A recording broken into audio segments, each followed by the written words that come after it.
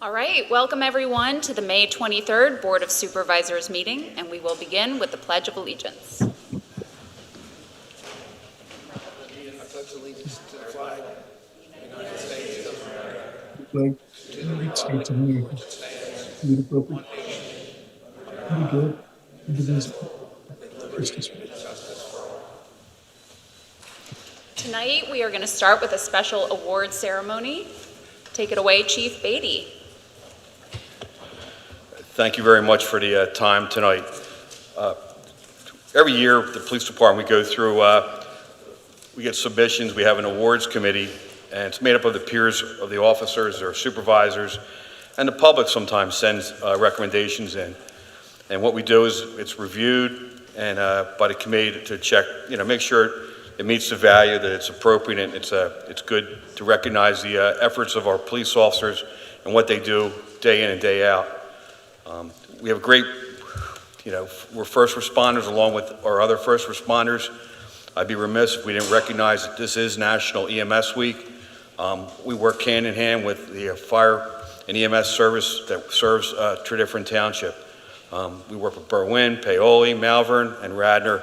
The service, the assistance they provide us on a daily basis, we couldn't do our job. As the police officers in the community, we're the first usually out, first usually on the scene.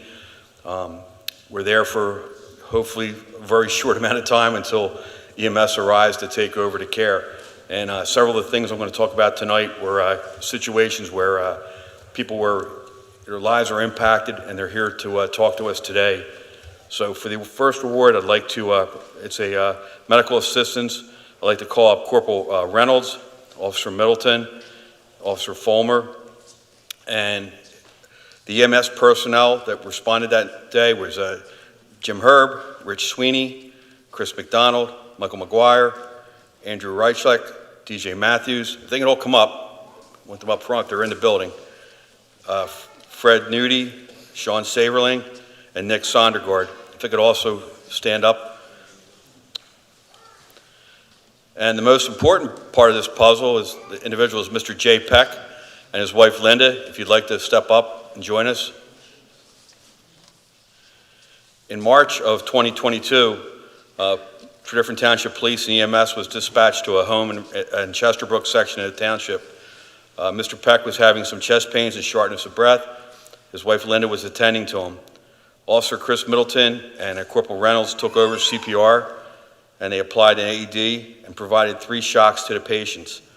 The patient's vital signs began to return, including while EMS and the police were there, he was able to start speaking and answer questions. Mr. Peck was transported to the hospital for further treatment, and as you can see, he's here with us today. For their service that evening, life-saving commendation and commentary letters for our EMS partners are being issued. Thank you for your service, and a job well done. Mr. Peck, if you'd like to say anything, please, the time's yours. I'm just very grateful for what everybody did. It's an emotional thing for me, so that's all I can say right now. We're overwhelmed. There are no words that can ever express what you have all done in that short amount of time that you were with us. We can never thank you enough. Thank you. Thank you.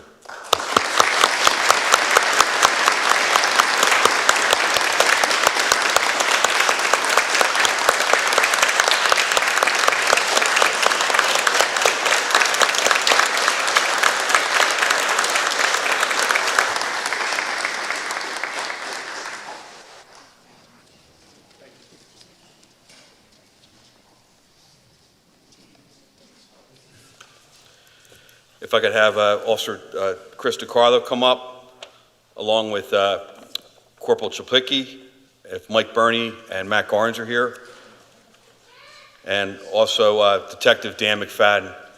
And if somebody could grab the camera from Dan, that would be helpful.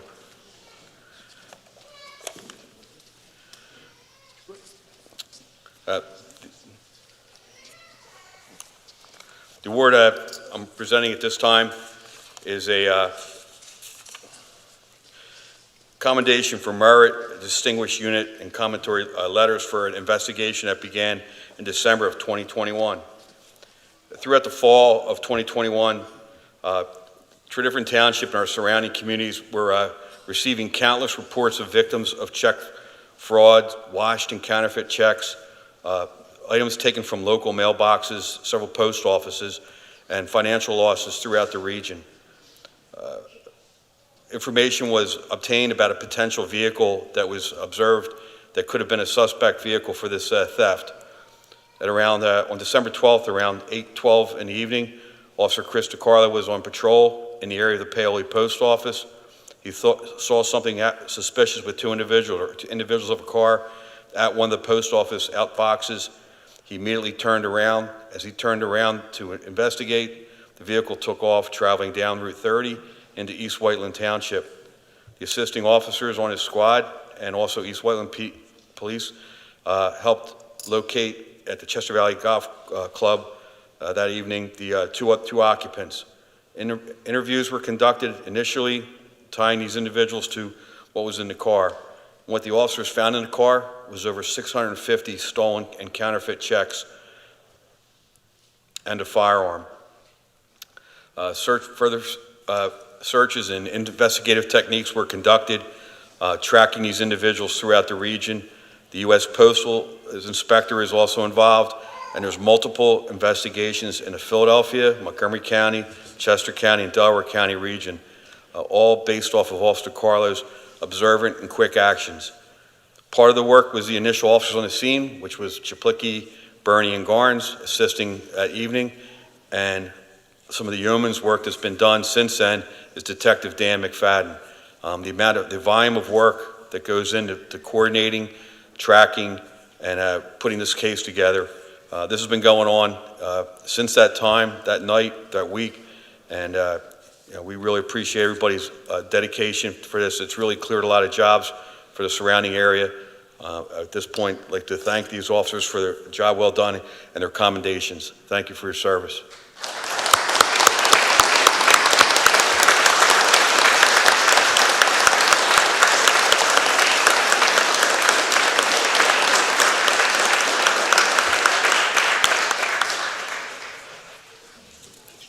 Thank you. If I could have Detective Tom Spurlock step up.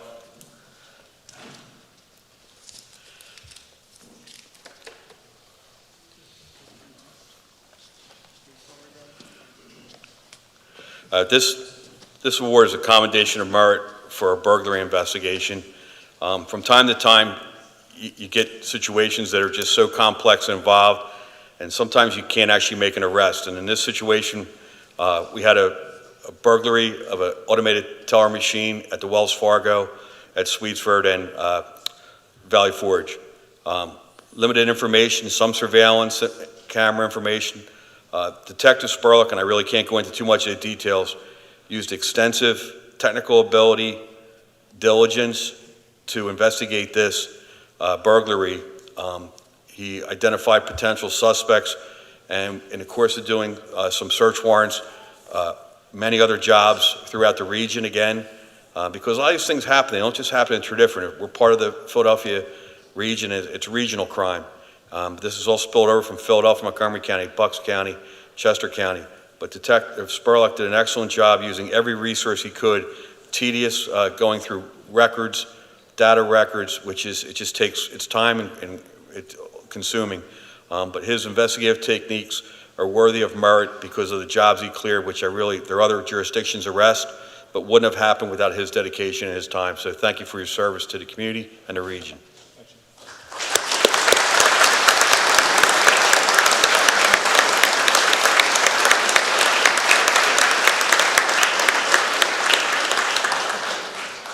If I could have Officer Heleniak, John Heleniak, come up, and if I could also have our EMS partners again, Eamon Brazunas, Chris McDonald, Ethan Tartaglia, Jack Nudie, Carl Stockton, Lee Greenberg, Melanie Mendorana, AJ Pizzi, James Herb, and also is the Brightview staff in the building? Members of the Brightview staff? The Brightview staff that evening was Susan Riccardi, Tammy Kamaga, and Jason Lee. And I'm also looking for Mr. Vance Valway. Is Mr. Valway here? Okay. Well, would you like to come up? Or you're welcome to if you want. If you don't want to, that's fine. You want to sit there? Well, thank you for being here, okay? And you can say something afterwards if it's okay. Officer Heleniak responded in December of 2021. Officer Heleniak responded to a retirement home for a report of an employee who had fallen and needed assistance getting up. The incident was quickly upgraded to a cardiac arrest, and employees there, which I mentioned their names, had began doing CPR to the victim, Mr. Valway. Prior to the ambulance leaving for the hospital, the combined efforts of all the group was able to get a pulse back on the patient. He was breathing on his own, and I believe he's subsequently discharged from the hospital, and he's doing fine today. For their combined effort and the life-saving actions, we recognize the group in front of you, and we thank you for your service and your teamwork. Thanks.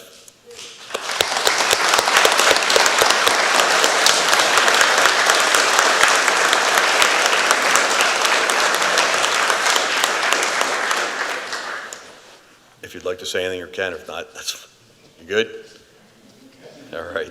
Thank you for being here. We really appreciate it, and glad Mr. Valway's still with us.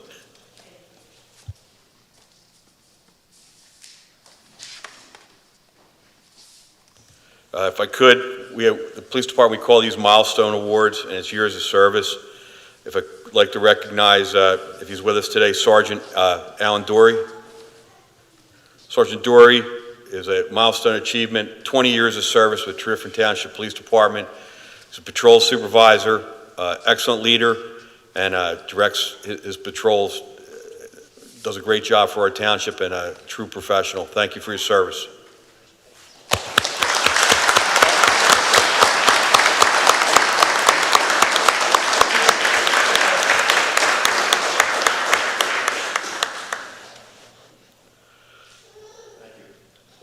If I could get somebody to get the camera. Next one up on my list is Detective McFadden. Thanks, sir. Detective McFadden, thank you very much for your service. 30 years, Detective McFadden has been with the PD. It's an honor to work with him. As I said in his earlier award, he's diligent, he gets involved, he's a leader for the detective division and also for the young officer on the squad. Thank you for 30 years of service to Tredyffrin, sir.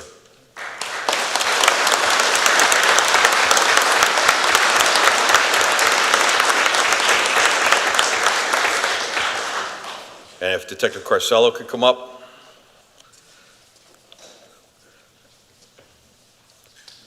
Mike does a great job also for us in our detective division. Mike is celebrating his 25th anniversary milestone year. Once again, he's been in the detective division, does an excellent job following up on the cases, helps us a lot with some of the drug investigations, and he's very well respected in the Chester County community for his efforts there. Thank you, Mike, for a job well done in your years of service.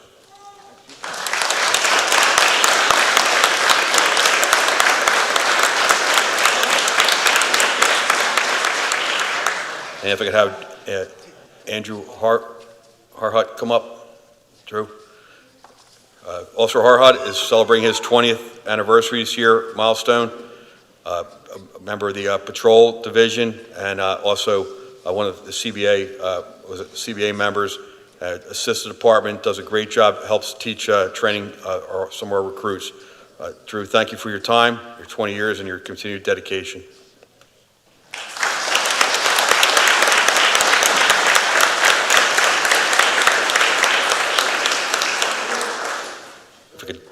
If I could jump right along while that's going on. Right next up front already is Officer Joe Butler. Joe is our community policing officer. A lot of you folks see him out daily on the different activities he does, representing Tredyffrin so well. That unit is something we'd love to be able to add more to, but he's a one-man show. He does a great job representing Tredyffrin Township and getting answering people's questions as best he can, and serving us throughout the year in different community events. Officer Joe Butler, thank you for 20 years of service.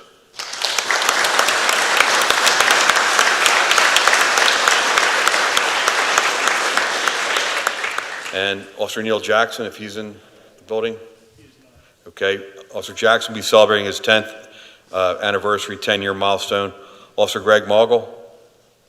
I'm sure he couldn't make these day work today. Officer Chris Middleton. I'm sorry. Greg's here. Greg is 5 years with us. Thank you. He's was on patrol today. Worked with Sergeant Scott's. I didn't see you.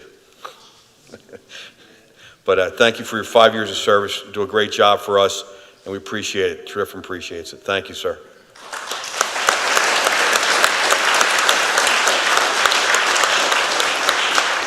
And Chris Middleton? He's on the street. Unfortunately, just so you know, Chris is working on the street, and they're busy, which is normal for an evening in Tredyffrin. But Chris Middleton is celebrating his 5-year anniversary. And the other 5-year anniversary is our police dispatcher, the friendly face you see at the window when you come to the police department, is Fran Tolucci D'Amato. We couldn't be really, what she does back in there every day to keep everybody organized is incredible. And we thank her for her 5 years of service. Okay, thank you for your time, everybody. Thank you.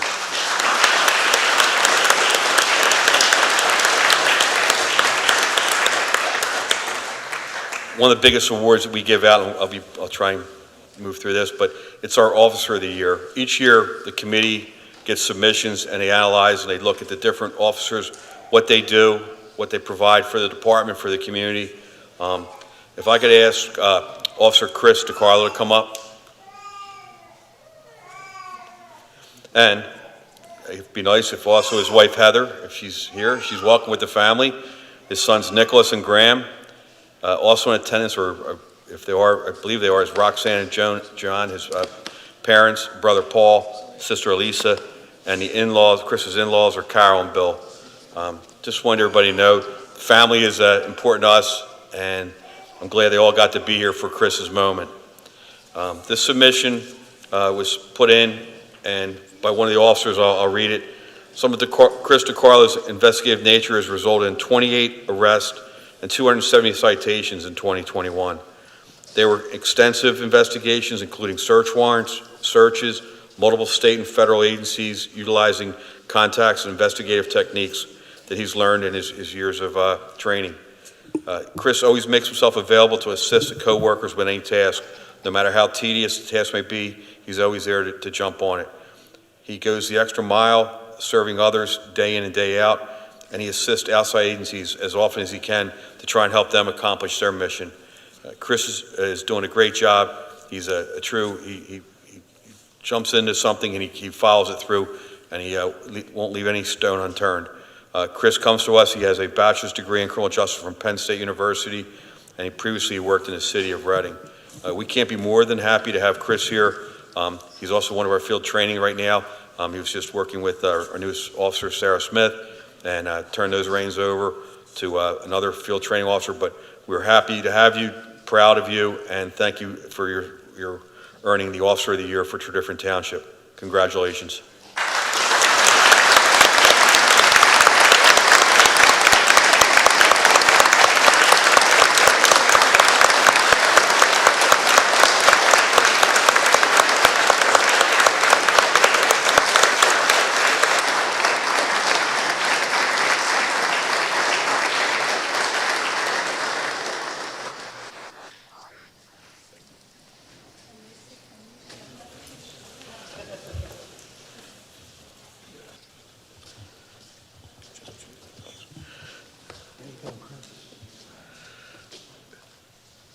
Officers and family, thank you for being here.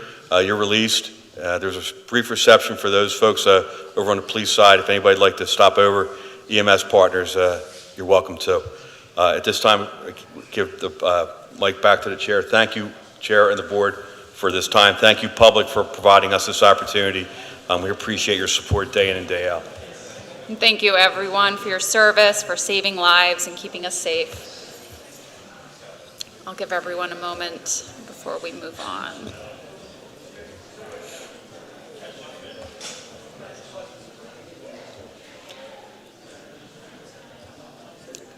All right, now I am going to call to order the public hearing for H.R. 449 to consider amending the Code of Tredyffrin Township, Chapter 138, Parks and Playgrounds.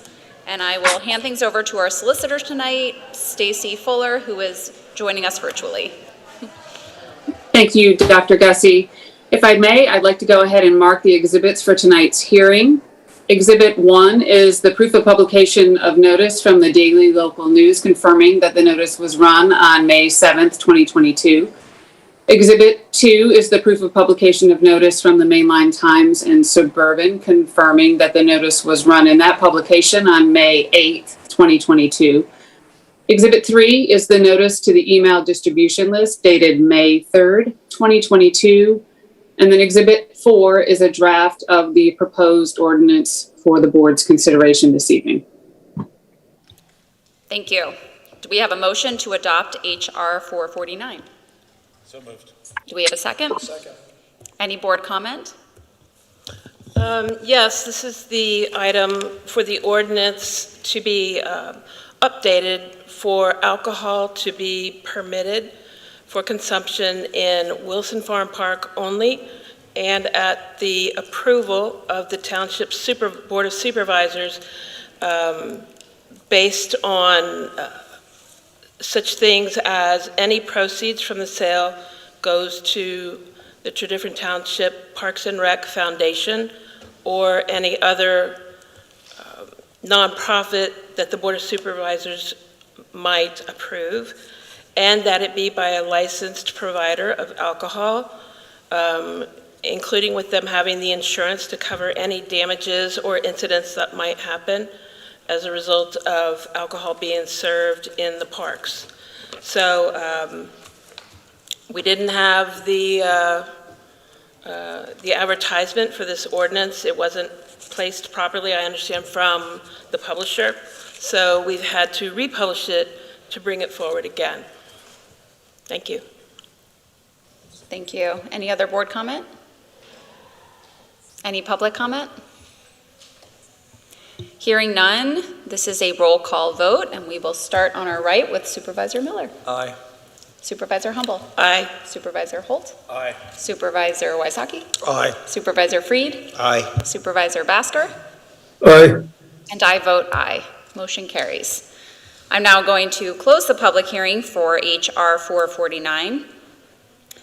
And I will call to order the public hearing for H.R. 451 to consider amending the Code of Tredyffrin Township, Chapter 88, Cable Television. Ms. Fuller.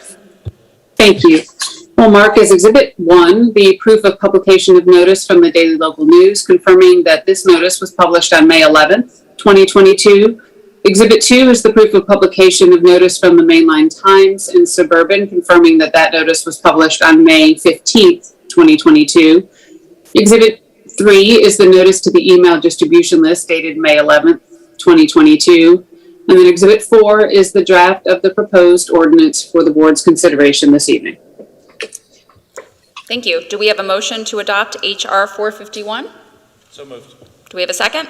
Second. Any board comment? Any public comment? Hearing none, we have a hand raised.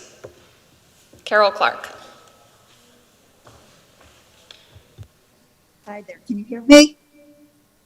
Whoop. Can you hear me? Mute, unmute, unmute. We can hear you. Oh, okay, I'm sorry. This is just a point of clarification. With all the whereases that were written in this, I didn't see the length of term that this agreement was for with cable TV.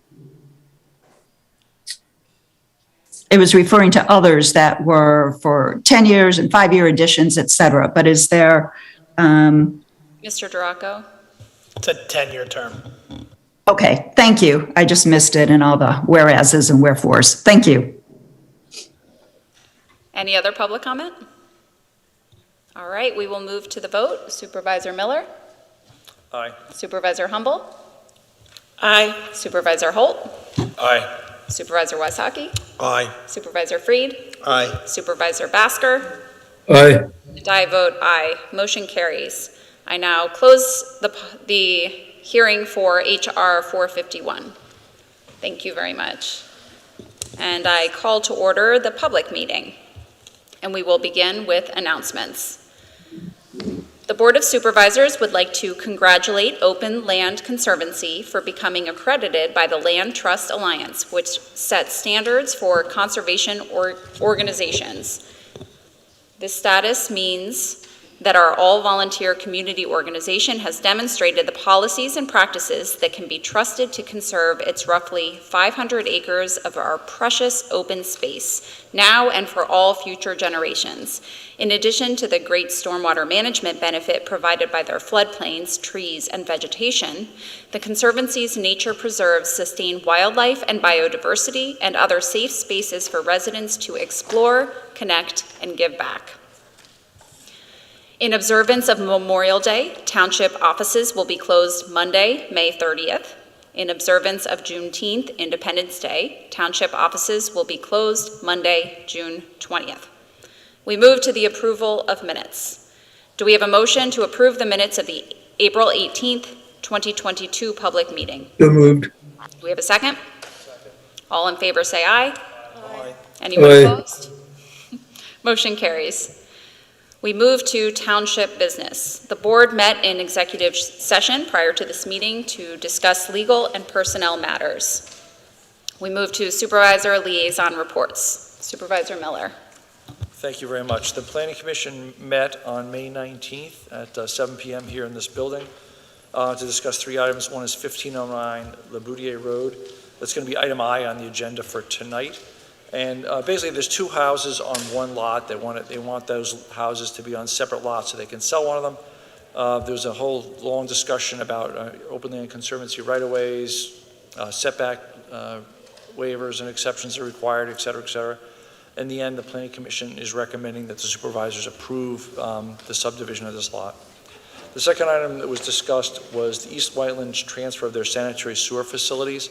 Basically, we have some flow that both goes into that system and also comes from that system through some of our lines somehow. And so we just need to basically acknowledge that we're not objecting to this being approved. After some discussion, that was also recommended for approval. And the final item we discussed was a DCED watershed restoration and protection program grant. This is for a project to be done jointly between the township and the Jenkins Arboretum. I think it's a great example of the township working with local organizations to try to get grants to try to improve the stormwater situation in the township. So this is something we would strongly recommend. And our next meeting is the 16th of June at 7 p.m. right here in the township building. Thank you very much. Thank you. Supervisor Humble. Thank you, Chair Gussie. My first report that I'm going to give is for the Tredyffrin Township Library Trustees Board meeting. I had filled in for Supervisor Bhaskar while he was out of town and could not attend. So as part of the meeting, during the director's report, he reviewed past programs for the last month of the library, including participation levels and feedback that the library had received. One of those programs was about the trees and conserving trees and planting more trees in Tredyffrin, which I personally attended that presentation, and it was top-notch and very close in substance to what our EAC has already been showing to the Board of Supervisors and anybody else who looks up their work. So I thought it was good that we're getting education from all different sides about this important issue. He also discussed with additional emphasis on the crafts and museum passes that residents can use to go over there and do different kind of crafts, and the machinery and different kind of, I guess, small appliances that the township has that are free for use by residents to just go over and use.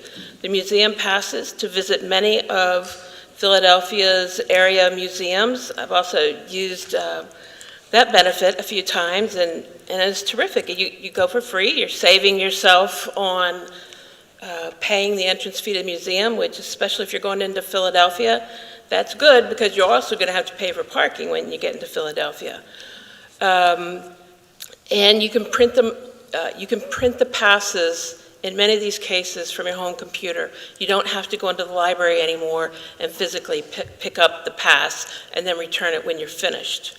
Additionally, due to this season of graduations and so many more parties coming about, he discussed that there are so many sets of party decorations that are also available for free, whether it's getting the big letters to put across somebody's lawn or any other kind of things, other decorations, you know, the happy birthday banners, anything like that that people might wish to use.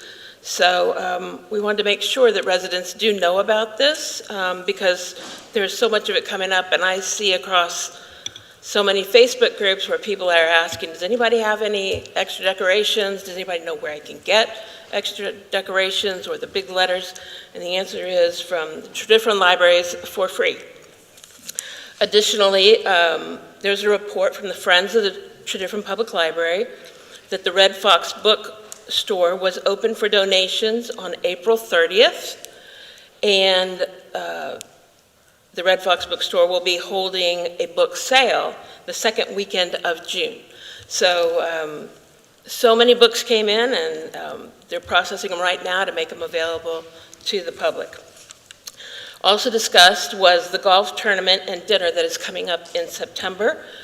There's still plenty of opportunities for donations or for sponsorships, such as sponsoring any of the golf holes or sponsoring something bigger than that, and for the dinner as well.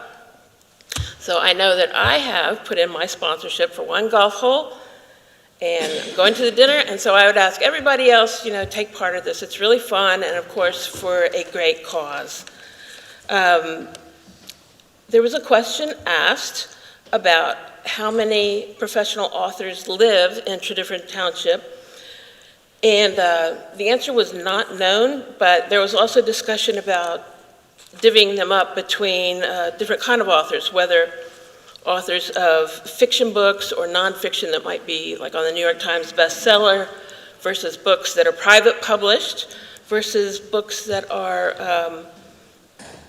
published in professional fields. I know that I have one book that was written by a professor here in Tredyffrin Township, so I'm sure that there are many more out there that we could put together a list. There was also discussion of open librarian jobs and the difficulty that the library has been having in finding suitable persons to fill these roles. Part of the discussion was that the pay for these positions is $13 an hour, which is very low considering that the librarians really need to have a Master of Science, a master's degree in library science, and so for somebody that has that level of education in order to perform these jobs, the pay is really low. So I would like to ask the township, the finance director, the rest of the board to review this level of pay, especially going into the next budget year so that we can compensate our librarians on par with what other libraries and other townships do in the area. Additionally, Mr. Chris Kibler discussed making personnel positions more efficient, doing more to help people do their job quicker, faster, better. And so that's all good. Everybody's happy about that. So I think that that's all I have to report on the libraries. They're doing well, and you know, visit them more often. So thank you for that. My next report is on the Township Parks and Recreation Board. The board met this past May 11th. This is the first time that the board had met since January the 12th, 2022, and part of the reason was due to lack of quorum in February, March, and April to be able to hold our meetings. I attribute the lack of quorum to the fact that one of our board members went out of town to Florida for the winter and did not inform anybody when he would be returning, and did not respond to any phone calls or emails, and did not participate with any in any meetings via call-in, such as we do for this, or just to be present and offer his input. The second reason was because another one of our board members, Mr. Troy Logan, at our meeting for February, I guess it was, no, I didn't think we had a meeting in February, but so it might have been January, he offered his resignation from the board, stating that he had other family duties and things that he needed to do. Additionally, he serves on our planning commission, so that was additionally provided more time commitment that he has. So he's not leaving, helping out or volunteering for the township, he's just paring it down. However, in his resignation, he stated that he wanted it to be effective at the end of his term, which would have been the end of April of this year. However, he stated that as of that date, he would no longer be attending any meetings or communicating with the Parks Board via email, so effectively abandoning the job as of February. So having no quorums in March and April made it impossible for us to consider the applications of other potential board meetings because they need to come to a Parks Board meeting first. And so without a quorum, we couldn't hold the meetings and we couldn't look for additional members. We do have 2 on the schedule for tonight that we have spoken to since. Additionally, of what came forward was there's a Girl Scout, Hope, I want to pronounce this correctly, Fogelsanger is, as her service project for the Girl Scouts, is producing a little free library for Woodbine Park. At our May 11th meeting, our township coordinator, Hillary Mallory, told us that it was already finished and installed. I did go to look at it the next day at Woodbine Park, and it was not there yet. So hopefully it's been there, and I'll go check if the rains will stop. But you know, that's very special that she is doing that, and so once we get a look at the final product, I think we'll all be very happy. Additionally, we had started talking about putting historical signs in the parks to designate many of the historical things that have happened in those parks or why those parks are significant. For example, Woodbine Park, I think, is really special because that park is actually 3 parcels of land that have been put together for one park, and they used to be part of the Pennsylvania Railroad, and it was part of the turnaround track. So in the middle parcel, the train would come up, you know, from one of those lines, and then it would stop and then go up the other way, and then it could go the additional direction. And on those 2 parcels, each on the outside of it, were old buildings that supported the building of the Pennsylvania Railroad and the operation of it, like from the very beginning. So they would have the different supplies needed to take the railroad even further out in what we know is its historical path now, all the way to Harrisburg. So we want to do something like that and make it of the sort like we have at Woodbine Park, not Woodbine, Westover Park for birds, which gives a historical information. It's on these nice plaques with some pictures showing how the big fireworks explosion and fires was there, and how the township acquired it, and it has since become used as a bird sanctuary. One thing I can report that we've heard since the beginning of the year, people park their cars in that sanctuary too much. You know, there was one report by Tredyffrin police to us of 2 women in a Jeep, I think, who were driving all around it, you know, and it's supposed to be a sanctuary. It's not meant for that. There's no trails. And most recently in April, there were cars just parked along it, like people parking their extra cars. And so those folks were cited by Tredyffrin Police, and they did move their cars. We also discussed the potential for a dog park in Wilson Farm Park. Amy Zhang, who is a resident of Chesterbrook, had come forward to talk about the possibility of putting in a fenced dog park there. I know this issue has been discussed in previous years, both when Wilson Farm Park was initially being designed, and it came back again about 4 or 5 years ago for asking for reconsideration.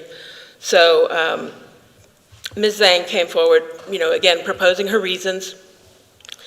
Apparently, there's been a very large increase in the number of dog owners in Chesterbrook as a result of COVID, where people were getting dogs to help keep them company and to walk and have some companionship. And she said that there was a petition that she had been circulating. She did not have a copy of the petition for us, but she said there were 105 signatures as of that meeting date. And we did ask her if she would provide us with a copy of the petition, and she said she would do that before our next meeting. Additionally, we heard a presentation from Mr. Albert Men Warning the Fifth. He goes by Quint, I think because he's the fifth. And he is a resident of Easttown Township, but was coming to Tredyffrin to ask Tredyffrin to install a full-size disc golf course in Wilson Farm Park. He appeared there with another man who is the golf disc course designer, and they wanted to talk about that and what they thought was a high need. They said people from all around would be very happy to come to Wilson Farm Park to play disc golf. So we told them that our first concern is, what do Tredyffrin residents want, since it would be Tredyffrin taxes paying for a golf disc park. So he said he would put out a petition. He has put out some notices on some of the various Facebook pages for this area, like Berwyn Neighbors PA, Tredyffrin Township PA, not the official one, but just for neighbors in the area. And I looked at that petition yesterday, and it said it's got 200 signers, but for anybody's name who's put it on there, none of them live in Tredyffrin if they put a comment. So, one thing I want to reach out to him to do is say, anybody who signs your petition, please have them state their address or where they live in Tredyffrin so that we'll know. To me, I think a petition is not as useful to us if it's people from all over the area, Upper Marion, who want us to do this, whatever, and they're not providing part of the cost. So additionally, there were a couple other items that were on our agenda that we didn't get to because the persons asking for the consideration of their idea did not attend the meeting. And but the next of our meetings will be June the 8th, 2022 at 7 p.m. right here. So that is all for my report for Parks and Rec. And would you like to make the motion to appoint Chris Roby and Diane Van Mol? Yes. Diane Van Mol had submitted her interest and her resume and visited a park board meeting back in January to fill one of these spots. Diane is highly qualified for this position. She went to the University of Illinois and graduated with a degree in physical education. She worked for the Chicago Park District for 12 years as a programming instructor for different things that they do in the city's park system. She was also a physical education teacher in Cicero, Illinois for 5 years. She ran a camp in Paoli for, let me see, that's 26 years as like an area day camp, like Tredyffrin does for our own camp. And then she worked for the Upper Main Line YMCA as a membership and program services supervisor in 1994. And she's just been very involved with many of the parks here in Tredyffrin because, like so many other people, she had 2 kids who grew up through the whole TE system and who played baseball or soccer. And she still makes great use of the parks, particularly at Tea Garden, to run her dog off leash, and at Wilson Farm Park when she's walking with her dog on leash. Our second applicant for one of the open positions, Ms. Chris Roby. She applied in May and attended our May 11th Parks and Rec meeting and was interviewed by everybody, and everybody really liked her, and she's very qualified. She's a product of our TE system. She has a bachelor's degree in sociology from Wittenberg University, and she's been living here ever since she graduated. She's in financial services, and a very smart woman who has a lot of drive to help out and see what she can do to help make our parks better. So I'm making a motion for both of these people to be appointed. First open position for 3-year terms. The first one, the position that was vacated by Troy Logan in February, and the second one that has recently been vacated by Park Board member Meg Hamilton. So we have those 2 full spots that are open, or I guess to finish Meg, she might have 1 more year. And then I want to say we still do have another open spot for the board. It's not a very long time commitment if anybody's interested in that. It's fulfilling the rest of the term of Andy Levin's spot on the board. He resigned in November. As many of you have been following these ordinance changes that we've done to the Parks and Rec ordinances, one of our things we did was reduce the time of each position from a service time of 5 years down to 3 years, because 5 years seems a bit long. It's hard to know what you're going to be doing by year 4 or 5 from now, and if you're going to still be able to sustain the level of commitment. 3 years is also the level of commitment that is attributed to our libraries board, EAC, and so it falls more in line with those. So we've done that recently, and we hope that will help us with our maintenance of personnel on the Parks Board. All right, so I think we have the motion. Do we have a second? Second. Sorry. All right, all in favor, say aye. Aye. Anyone opposed? Motion carries. Thank you for stepping up. Sorry, we just haven't had a report, in 4 months. No, it's Thank you. good. Thank you, Supervisor Humble. Supervisor Holt. Good evening. The pension trustees met May 11th to discuss the dismal state of the markets, among other things, and confer with the township's investment advisor. Their recommendation was to stay the course, remain invested in a diverse and low-cost portfolio, ignore the hysteria and the noise surrounding current events. The committee agreed to follow this sage advice, despite our finance director's best efforts to jump into the basket of cryptocurrencies. Thank you. Thank you, Supervisor Wysocki. Hi, I have a zoning hearing board report. First, it's regarding a special meeting on April 27 on the validity challenge of applicant Finery LLC and Greenbridge Development to the Rural Conservation District zoning designation applicable to the Picket Post property, 355 Chase Road. At the meeting, the board heard additional testimony, including testimony and comments by residents having party status, as well as general comments by residents without party status. Tredyffrin Township is opposing the challenge and defending this rural conservation zoning designation. This hearing was further continued to a special meeting on Thursday, July 7 at 6:30 p.m., at which time the zoning hearing board will render its decision in this matter. Also, the zoning hearing board held a meeting on April 28th, the next evening, announced decisions in 2 matters heard at its March 24 meeting, and Supervisor Miller mentioned that one that was 1509 Laboudier. Basically, approving the necessary steps that had to be taken to change one lot into two lots, and that was heard, I believe, by the Planning Commission, and is coming before us tonight. Secondly, it granted the application regarding 7 Elizabeth Lane for a variance to a side yard setback variance to permit the construction of an addition. Lastly, the ZHB also heard the following appeals.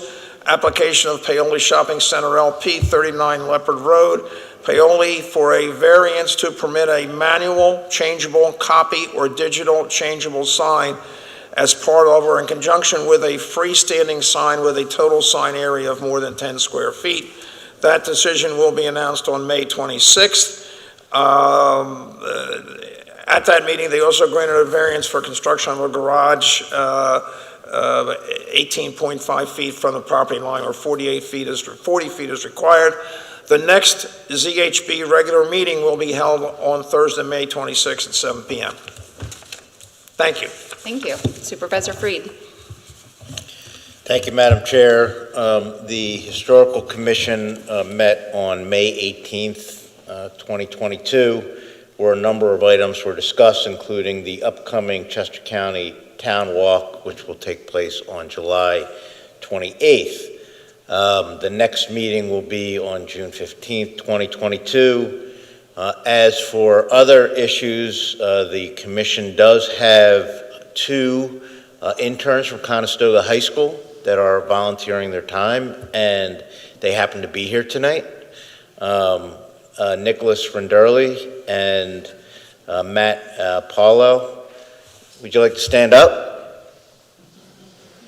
Thank you guys for all you're doing for the commission and for helping out. They're also here tonight are Rob Williams and Beth Specker, who are working with the 2 interns, and they've been, from what I understand, doing a great job and have been a tremendous help to the commission. So thank you.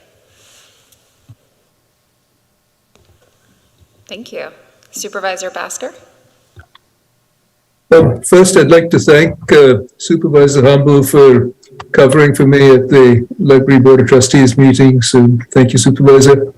With regard to the EAC, to which I'm also a liaison, the EAC met on April 26th, and there was a Krabby Creek enclosure removal on March 26th that went well, removing steel poles and plastic fencing that was left in the park. So Public Works picked up and recycled 800 pounds of steel. So that's quite a bit. At Earth Day projects at Wilson Farm Park on April 23rd, 3 projects were completed. Riparian buffer planting, rain garden maintenance, and tree protection. The tree protection actually used the plastic fencing that was recovered from Krabby Creek Park and was used to protect the trees, and basically put a protection around them to protect them from weed whacking, which is causing damage to the trunks of young trees. EAC member Rutger Burimer will be working with the Chester County Sustainability Director to create educational handouts on clean energy. EAC Associate Member Ann Murphy gave an internal presentation to township staff, a draft woodland conservation ordinance. There was discussion on how best to educate the residents about the importance of the tree canopy to stormwater management. And there was also a discussion at the EAC about the possibility of a virtual welcome basket for those moving into Tredyffrin, telling them about some of the unique features of the ecology and environment of our township. There's also a discussion on the possibility of moving to a single hauler for trash, recycling, and yard waste. Tredyffrin is one of the few municipalities served by Chester County Waste Authority that has multiple trash haulers, and moving to a single hauler is part of their zero waste plan. So there is a June 8th webinar on backyard composting by Mother Compost that is geared specifically towards Tredyffrin. So I'd invite everyone to attend that. There's a presentation today coming up shortly on single-use plastics management to the Board of Supervisors, and that is by member Tracy Viola. The Chesterbrooke Rain Garden installation was scheduled for April 30th, and the Library Lane Garden needed weeding, and both Anne Murphy and Jennifer Cox volunteered to take care of that. There is a Glen Hardy Shade Tree giveaway scheduled for the first weekend in October, so please put that on your calendars. And we would like to welcome Lavanya Aluwalia, a Conestoga senior who is interning with the EAC in May. So Lavanya, thank you for spending your internship with us. The next meeting of the EAC is tomorrow evening, that is, I believe, May 24th, in the community room that is next to Keene Hall. So thank you very much, Chair Gussie. Thank you. All right, we will move to the presentation by the Environmental Advisory Council regarding plastic waste reduction. Tracy, come on up.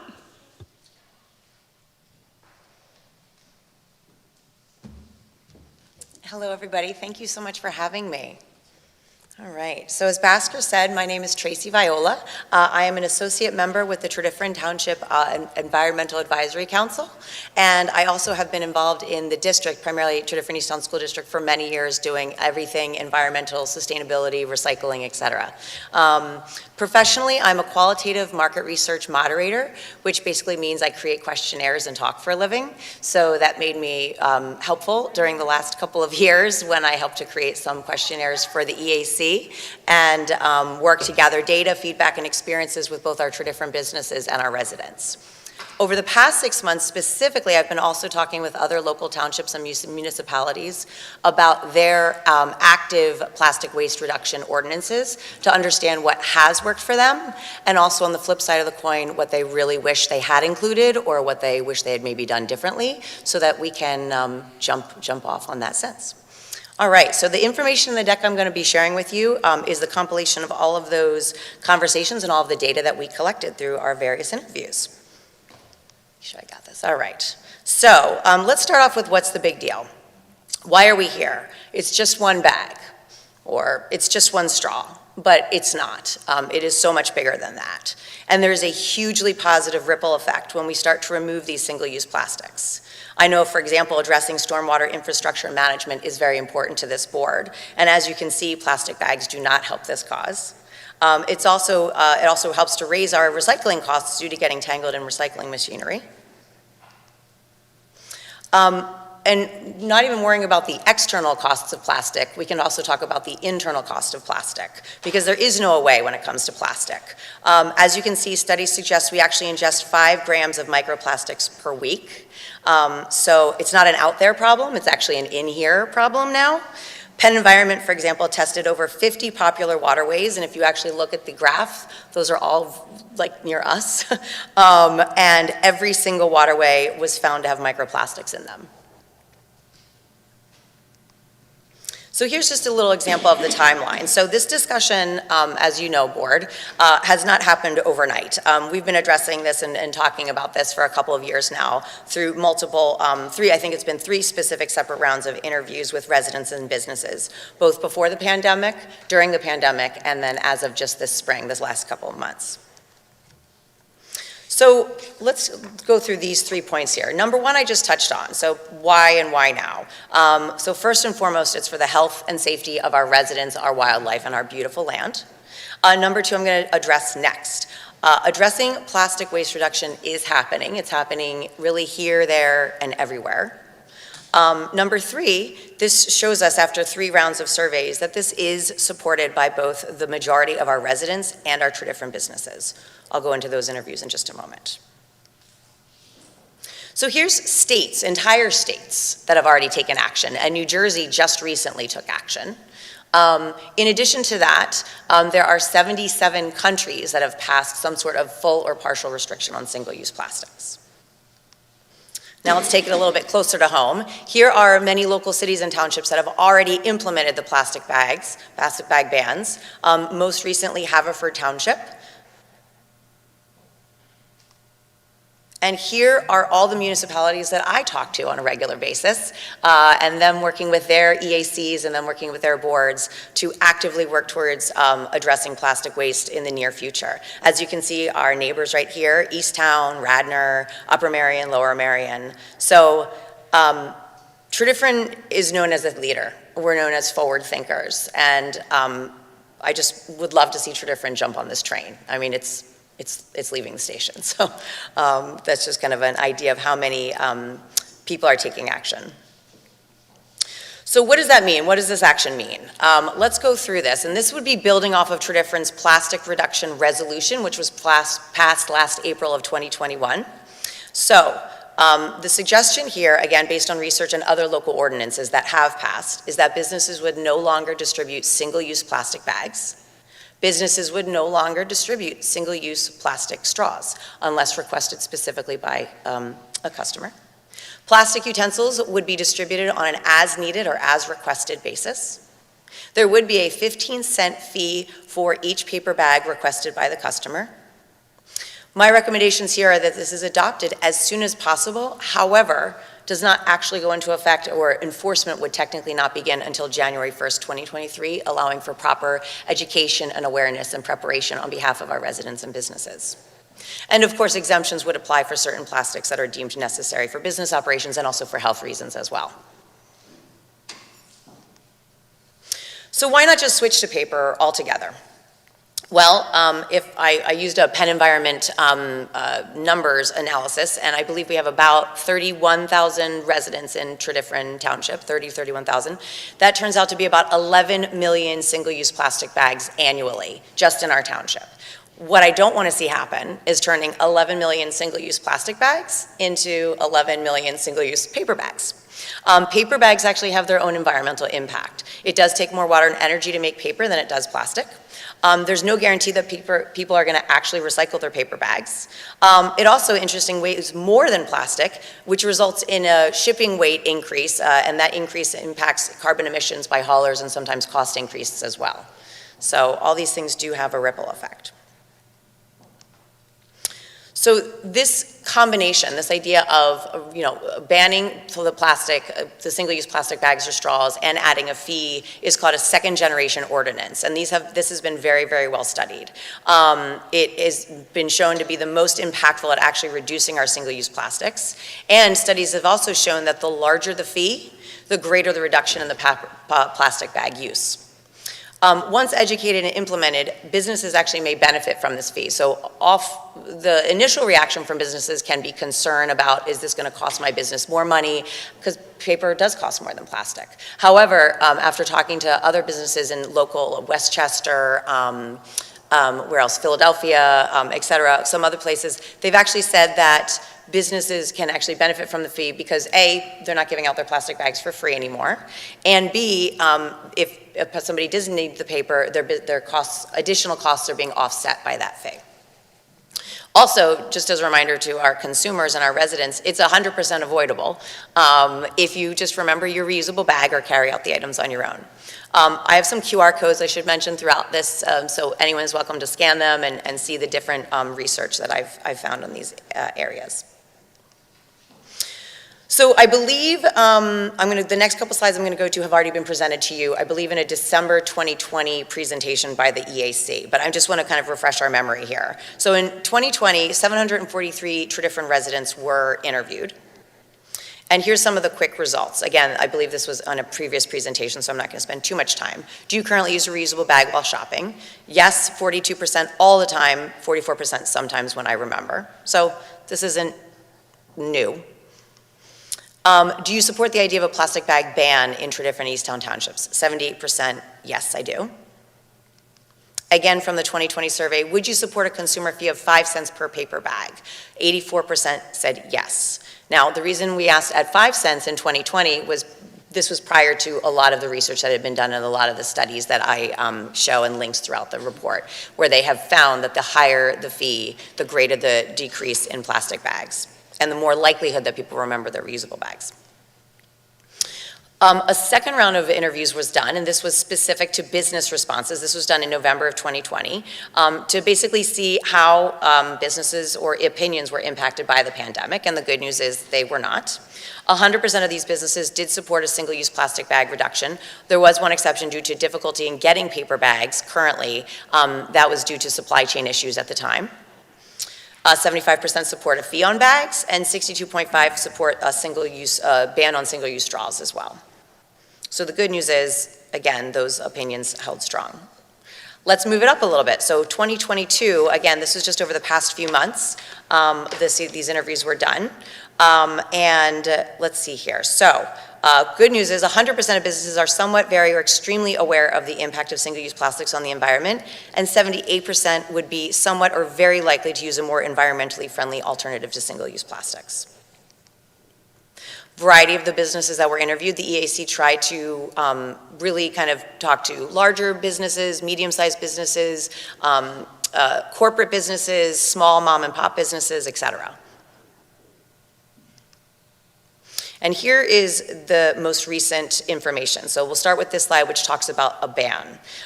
So 93% of businesses surveyed either support a ban, directly support, or are prepared to accommodate this ban today. And what I mean by prepared to accommodate the ban today is A, they're already using paper. 35% of these businesses are actually operating plastic-free anyway, so no change for them.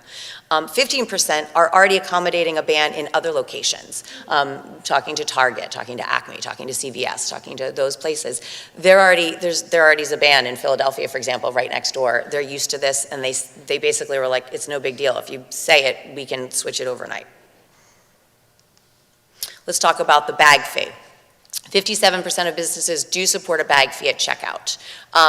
Let me see here, I'm just trying to remember this. 28% of businesses surveyed didn't feel comfortable answering on behalf of their corporate business organization. Again, think Target, Acme, CVS, et cetera, mainly because they didn't feel, even if they were the manager of the property, of that particular location, that they could speak on behalf of the larger corporation. The good news is those are the same ones I just previously mentioned that are already operating in other locations that have a ban, so they'd be prepared to deal with this starting tomorrow. Those few businesses that were not supportive of the fee did share their concerns. They were concerned about those additional costs to their businesses and also negative reactions to consumers. However, prior survey results show that the actual vast majority of consumers, I think it was 84%, are actually supportive of the bag fee. So the good news is we can educate our businesses to let them know that consumers are supportive of this change.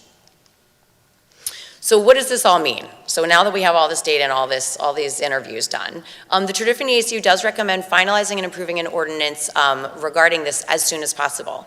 The concern here is that there might be another ban on bans that might be implemented or worked into a state level policy over the summer, kind of like what happened a couple of years ago, and then put all this on hold.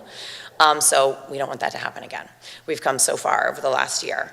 A phased-in approach after approval. We do need time to spread awareness, educate businesses and consumers, allow time for questions, create documentation and consistency, et cetera, for both our residents and our businesses. And again, if we could get that ordinance approved ASAP, the actual enforcement would not begin until January 1st, 2023. I think this verbatim here was a great one, letting us know, hey, guess what? January 1st, the first quarter, is actually our slowest quarter, so it'd be a great time for us as a business to kind of get into speed with this, and for our consumers as well. So I thought that was a really interesting point that they mentioned. Enforcement procedures. This would basically be primarily resident and volunteer-led and follow standard code violation steps put forth by the township. These penalties mirror those of what we're seeing in other local ordinances and how they enforce the code. And education. I think this is going to be extremely important over time, which is why I'm suggesting a January 1st actual enforcement date to allow consistency of information, educational materials, a web page and signage, Q&A sessions, et cetera. I strongly recommend you check out the West Goshen website. They did a fantastic job. Let's just copy theirs. It's great. It's so well done and very, very well received. And then we have this beautiful picture here that somebody sent me that their elementary student drew, saying that I have a dream that one day everyone would use no plastic bags. And I agree with Caroline. So If there's any questions or thoughts, I'm happy to answer from Yeah, either the thank board you. or the public. Yeah, thank you so much. I know this was a lot of hard work, and I'm glad that we have the discussion going, and we're working towards reducing plastics. Do any board members have a comment or question for Tracy? Yeah. Well, I have one comment, which is, first, thank you, Tracy. That was a great presentation. But I remember 5 years ago flying into Kigali, Rwanda, in East Africa on vacation, and they announced in the plane before landing that plastic bags were not permitted in Rwanda. And one of the interesting things was that Kigali is actually the cleanest city I have ever seen anywhere in the world. And I think that there's probably some correlation between those. So I'm definitely supportive of this, and thank you. Thank you. Supervisor Freed? Thank you, Madam Chair. First of all, excellent presentation. Thank you. I'm working with a number of municipalities that are doing something similar, and this is probably the best presentation I've seen on this. Answers a lot of the questions that we get from people. I've had a number of conversations with the executive director of Penn Environment, and I think everything you laid out makes sense. I will say that this is no longer cutting edge. I think you said that the train is leaving the station. I think at this point we're very close to becoming behind the eight ball on it, with them being, one of the late adopters as opposed to an early adopter. I agree with your comment about the outreach and education. I think it's important to use that period to reach out to businesses. I think you're right, though, that in this interim, since the ban on bans expired, a lot of, and given the experience in New Jersey and some other states, a lot of these bigger chains already have mechanisms and policies in place to deal with it. I would also say, and I'm assuming that when we work on an ordinance, it's going to have the appropriate exceptions, fees, different, people in public assistance having exceptions to having to pay fees, maybe certain bags that may not be, banned for, and I'm sure you've seen, The standard ordinance some of the exceptions language, the standard list. So, Madam Chair, based on that, and just to keep things moving along, I would make a motion to authorize staff to work with the township solicitor on a single-use plastics ordinance. Do we have a second? Second. Any board discussion? Yes, I had a question about enforcement. How does the EAC envision enforcement, like with the different businesses that would use plastic bags? How do you see that being implemented? So, let me pop to, one second. Let me make sure I got this. Here we go. So just a little bit more information here. So this would be primarily, again, volunteer and EAC volunteer and consumer driven. So reminders would be posted on Next Door Neighbor, on the EAC website, et cetera, and if a customer notices a business that is not or is passing out plastic bags, then they could either tell the business outright, they might not because they might be an uncomfortable conversation, but then they could contact the code enforcement at the township, which I have the email address and the phone number right there, and then that would follow the standard procedure for code violations per the township. This is a question for our township manager, Bill Martin. Do you see something like this requiring for enforcement the hiring of another staff member for the township? I don't know yet. That's kind of what we want to walk through the ordinance and how that enforcement provision would be enforced.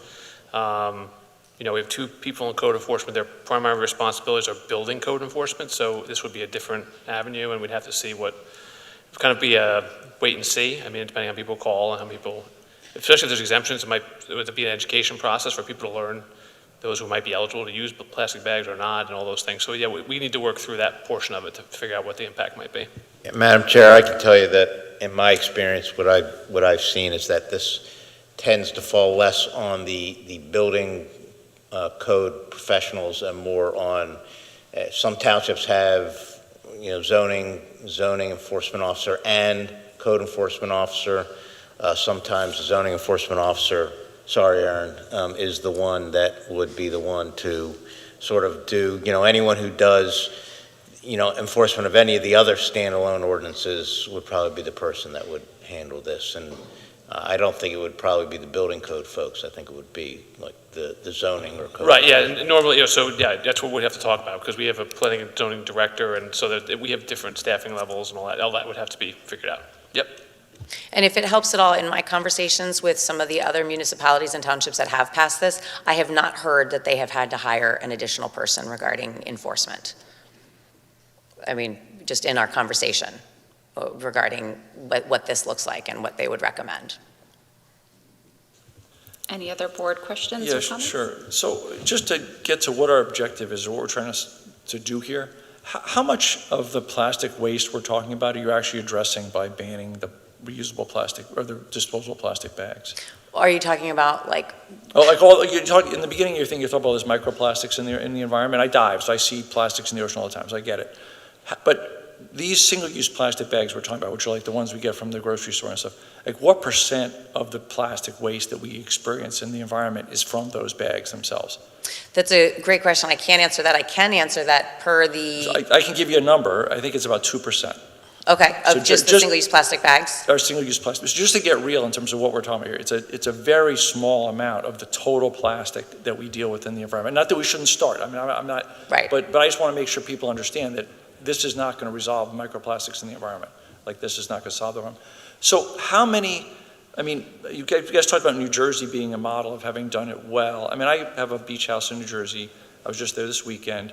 You see the much more robust bags on the ground. I picked up two this weekend, just so people understand what you're trading off. I mean, people go from like this bag here, which is your single use, this thing here, to this bag, seen on the sidewalk. I mean, that's just to give you some idea. So how are we going to make sure people reuse these things multiple times instead of just, this gets dropped and I washed it, it was grosser than this. But how are we going to get people to, and there's other ones there, but how are we going to get people to reuse these things a lot? Because that probably has to get used a couple hundred times before it equals this. Oh, and I agree. Some of the language in the ordinance does address the types of bags that are or are not permitted in terms of plastic bags. My understanding is that the ordinance would basically say plastic bags that have handles are not permitted. That's one of the pieces of language of the ordinance. So, for example, that plastic bag would likely not be allowed. However, plastic bags Wouldn't be allowed. The one that I believe the language in the ordinance says something about handles, like if you can carry out your items. That's a reusable bag. Yeah. So that would be considered a reusable bag. If people are throwing out their reusable bags, that's a real shame. I'd love them to donate them for other people. This is the one that got thrown away. This is the one I found on the street. Okay. This bag. I would hope that is the rare exception, and that we can continue to educate our public, and this will become a normal behavior to remember our reusable bags. I guess I would just ask if we could, as part of this ordinance and part of what we're trying to do here, is figure out an outreach component to this, because it's really important. Like I found two of those. The one was grosser than I wanted to pick up, but that one was not horrible. But that's the reality. That's like, I'll find those every weekend. I'll find those kind of bags laying on the ground in what is a very super nice, beach town. And so if we don't get people to get through their heads that you need to reuse this thing like 100 times or 200 times or a lot, we're not helping here. We are certainly helping on the helping of our natural beauty, because one of the reasons I'm jumping on to this plastic bag ban is when you go for a drive in a rural landscape or frankly just on the turnpike, and I challenge you to do that yourselves, you're going to see plastic bags floating through the air. Yeah. And it's insane. And I'm just so sick and tired of seeing these things float around in our environment. It's needless. And like you see them on the beach. For me, it's just also a natural beauty aspect of it. So sure, if you want to talk about trash, I agree with you, because then you'll have a smaller number of those, which are probably more environmentally create more impact environmentally than the single use, but you don't have the volume of them all over the place. I agree with that. That's a reasonable, if we're trying to get rid of trash, this makes sense. Anyway, I would ask you to, as we think about this, include an education component, because if we don't get these things reused, we're not really helping here. Agreed. Any other board comments? Any public comments? All right, all in favors? Oh. You have to come up to the mic and say your name and your address. Thank you. Yeah, so the people remote can hear you. Yep. Hi, my name's Kara Rash. I'll just hold it. All right, Kara Rash, 1524 Green Hill Circle. I'm an Easttown Township resident. I am the EAC chair there. And I'm just here to support Tracy's great presentation. We have also put this draft ordinance in front of our Township Board of Supervisors. We put it forward in February, and it's been with the Township Solicitor since the end of March. So I think it would be really wonderful if we were able to take action together and roll something out that is similar in both townships and has similar enforcement mechanisms, which it does seem like it does have, as well as like phasing in for timing. We have a couple of ideas in Easttown that are, I don't think were mentioned here in terms of workshops for businesses that would help with maybe the transition away from single-use plastic bags.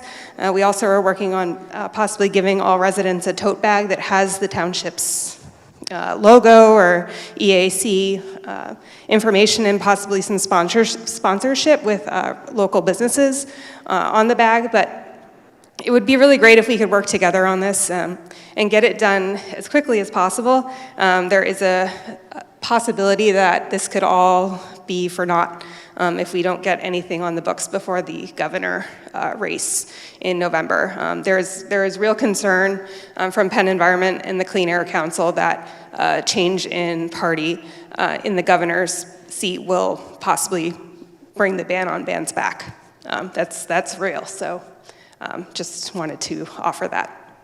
Thanks.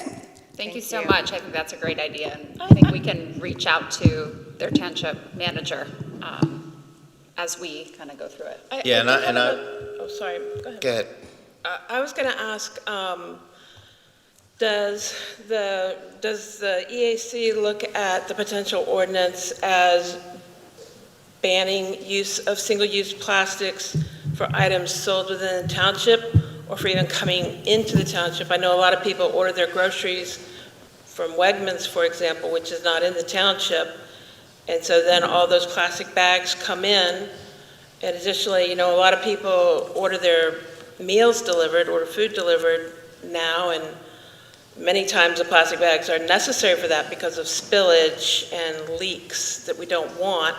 So I guess I wonder if y'all had pondered, so will this make it illegal for Wegmans to deliver into the township with plastic bags? My understanding is no, I can't control plastic bags crossing township lines.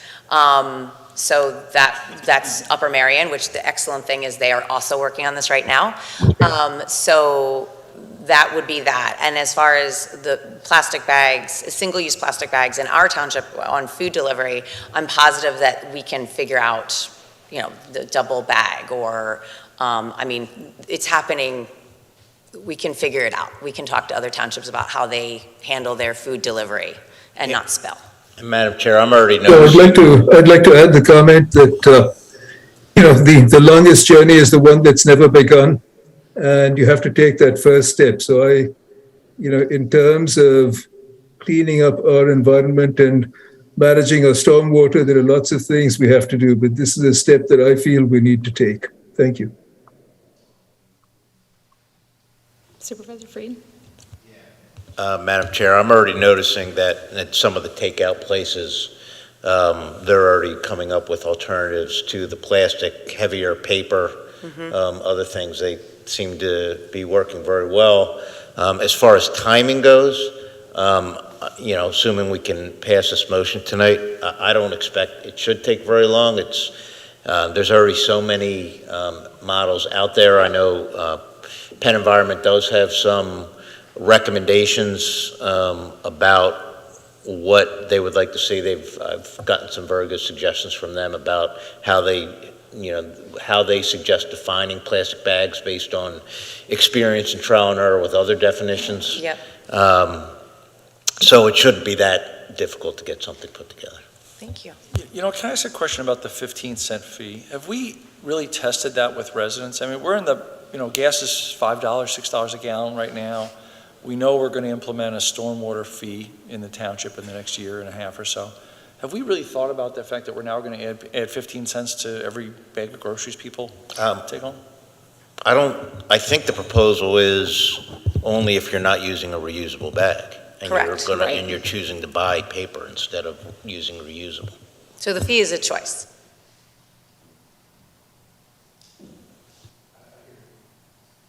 I mean, it's a choice that'll be $1 a week for a family that chooses not to use it and they go to grocery stores. I would imagine six bags. So it's about a $52, tax. I would agree with Mr. Miller.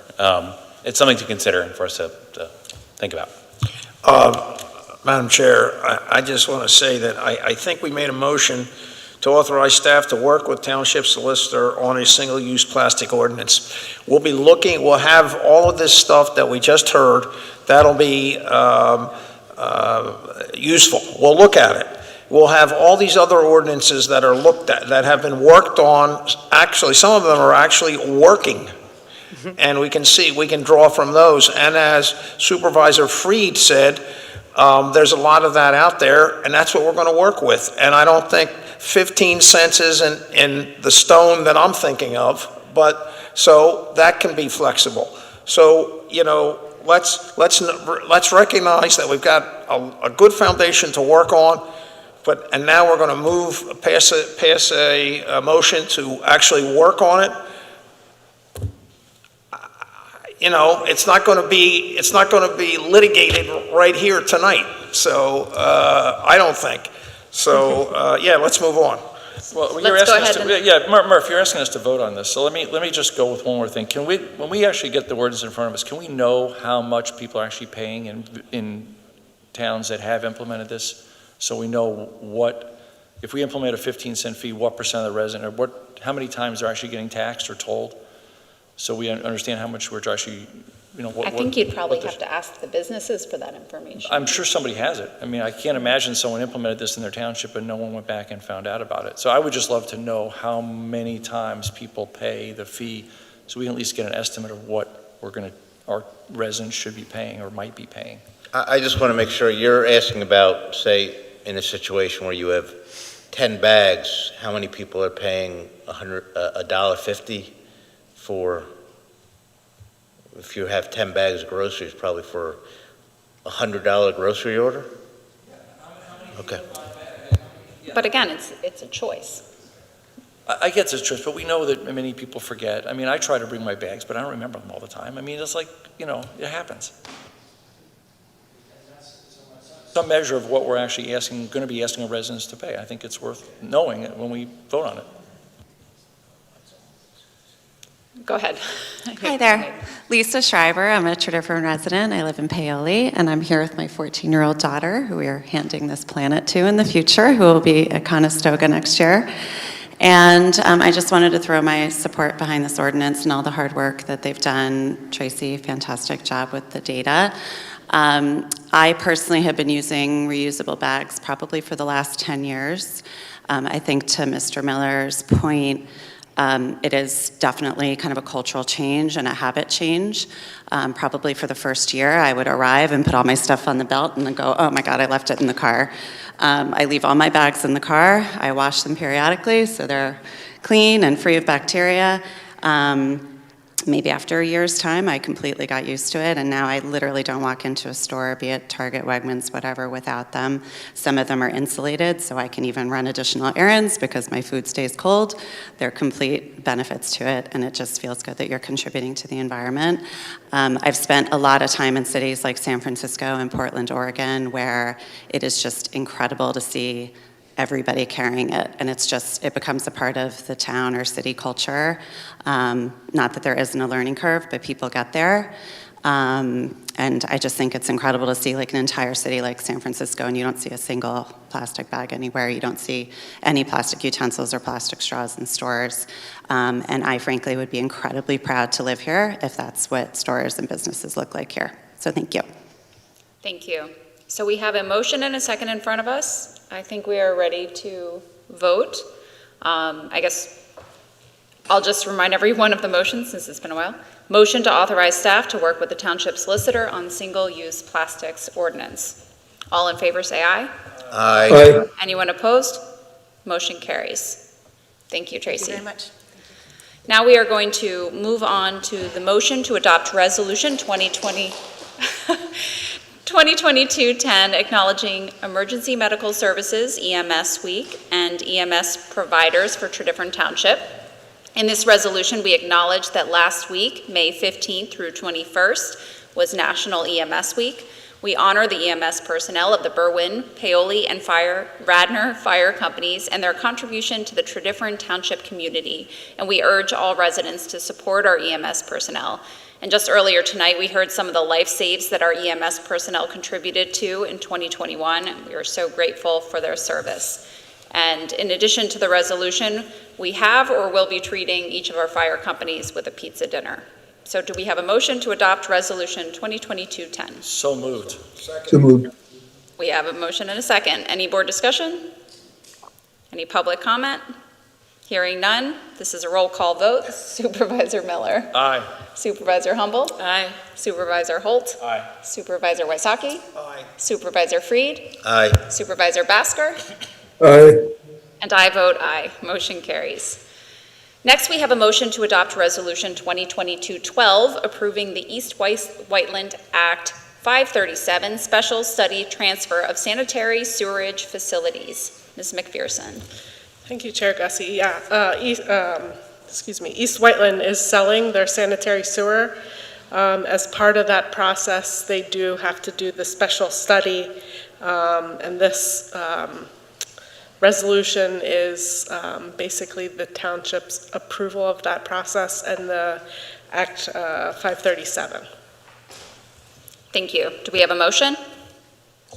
So moved. Do we have a second? Second. Any board discussion? Any public comment?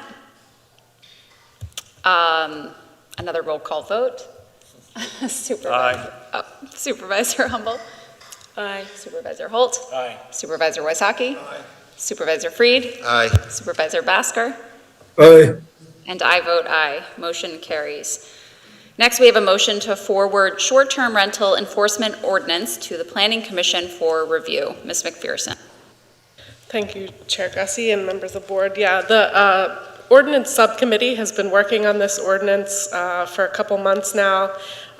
This is basically the registration process for the short-term rentals. It deals with how to register short-term rental property and the enforcement mechanisms for that. At this point, it's in draft form. We're just looking to have the motion to forward that to the PC so we can get their comments and continue to work on the ordinance. Thank you. Do we have a motion? So moved. Do we have a second? Second. Any board comment? Any public comment? All in favor say aye. Aye. Aye. Anyone opposed? Motion carries. Next, we have a motion to forward modifications to the zoning ordinances for short-term rental use for historic properties in R1 and R1/2 to the Planning Commission for review. Ms. McPherson. Thank you, Chair Gussie, members of the board. Yeah, this ordinance is also something that was discussed in the ordinance subcommittee.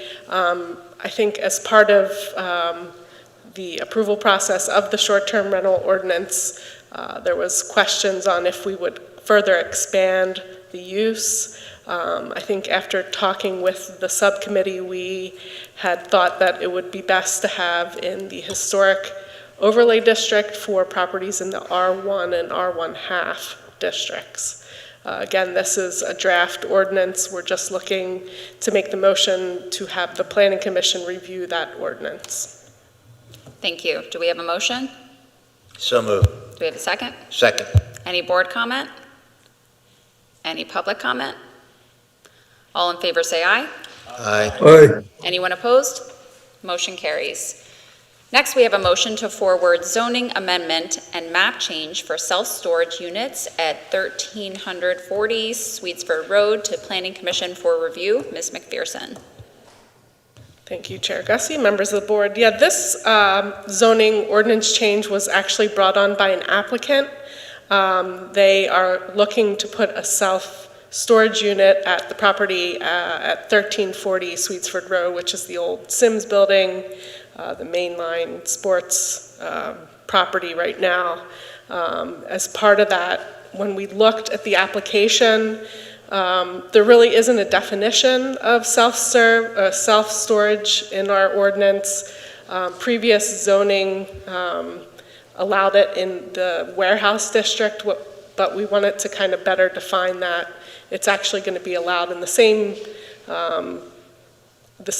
zoning districts as that warehouse. Again, this is just a draft ordinance, and we're looking to have the PC review that. Actually, also, there is going to be a map change. That property is currently C2, and they're looking to make that an office, so it could fit in with this self-storage unit. Thank you. Do we have a motion? So moved. Do we have a second? Second. Any board comment? Yeah, Madam Chair, just a little further explanation, and thank you. One of the issues was there were a number of different options discussed. I think in looking at this site, we think it probably is an appropriate site for self-storage.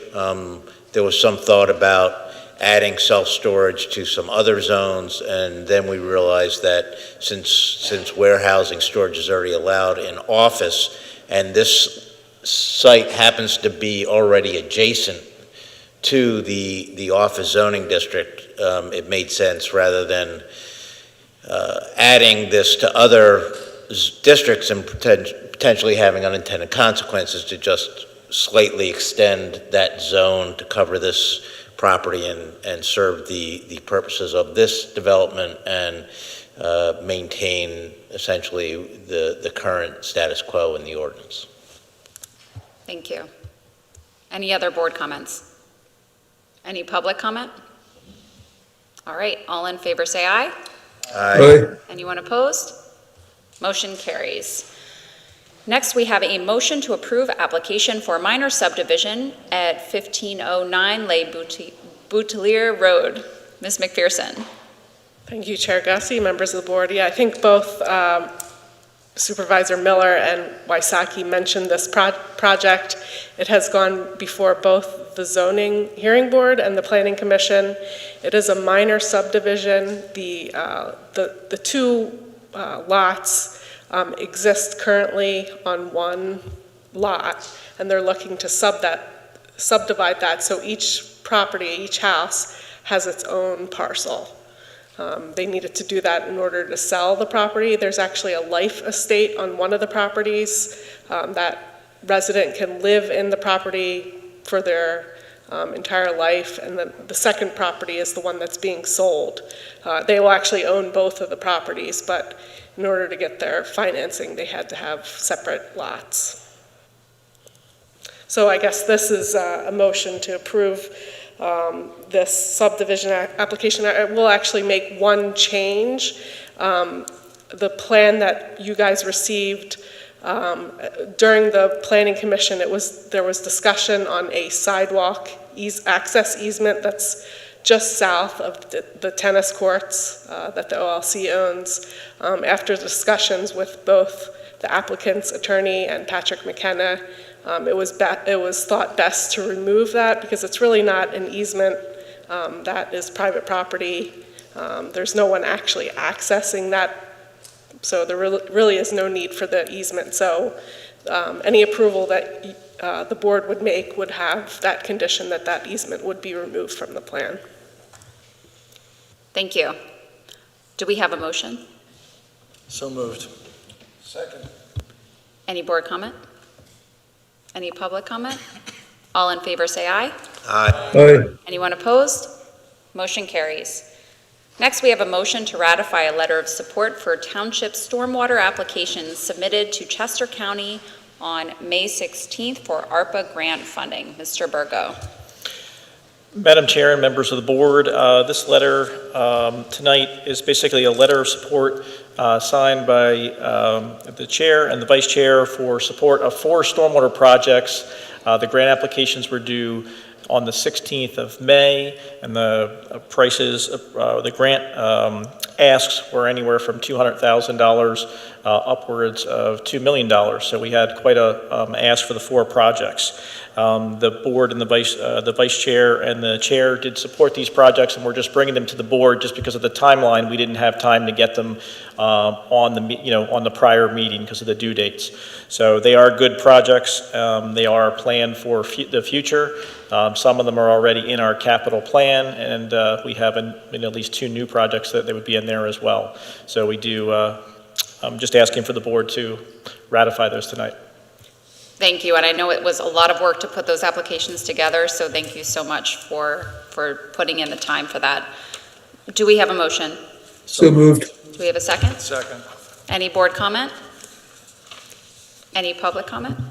All in favor say aye. Aye. Anyone opposed? Motion carries. Next, we have a motion to adopt Resolution 2022-13, requesting funding through DCED's Watershed Restoration and Protection Program for the Gregory Lane and Jenkins Arboretum Stormwater Partnership Project. Mr. Burgo. Madam Chair and members of the board, this is the next phase. We finished the 4 grants that we submitted to Chester County last week, and this week we're on to the next grant submission. So we're looking to submit to the Commonwealth of Pennsylvania for the Department of Economic and Community Development grant. It's a watershed restoration and protection grant, and it's kind of phase 2 of one of the projects we submitted to Chester County for funding, and it's the Stormwater Partnership Project with the Jenkins Arboretum. It lines up with their stormwater master plan that they've already developed, and it will be for converting an eroded swale that's on the lower half of their property that accepts drainage from Tredyffrin Township and from our roadway into a infiltration trench with a bioswale. We're looking for partnership from them to actually have volunteer and staff time and to provide plantings for the swale itself. So it should be a very good project. It will help us with our MS4 project as well.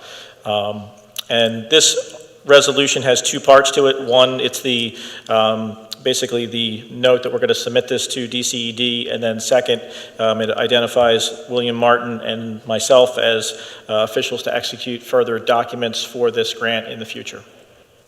Thank you. Do we have a motion? So, yeah. Second. Any board comment?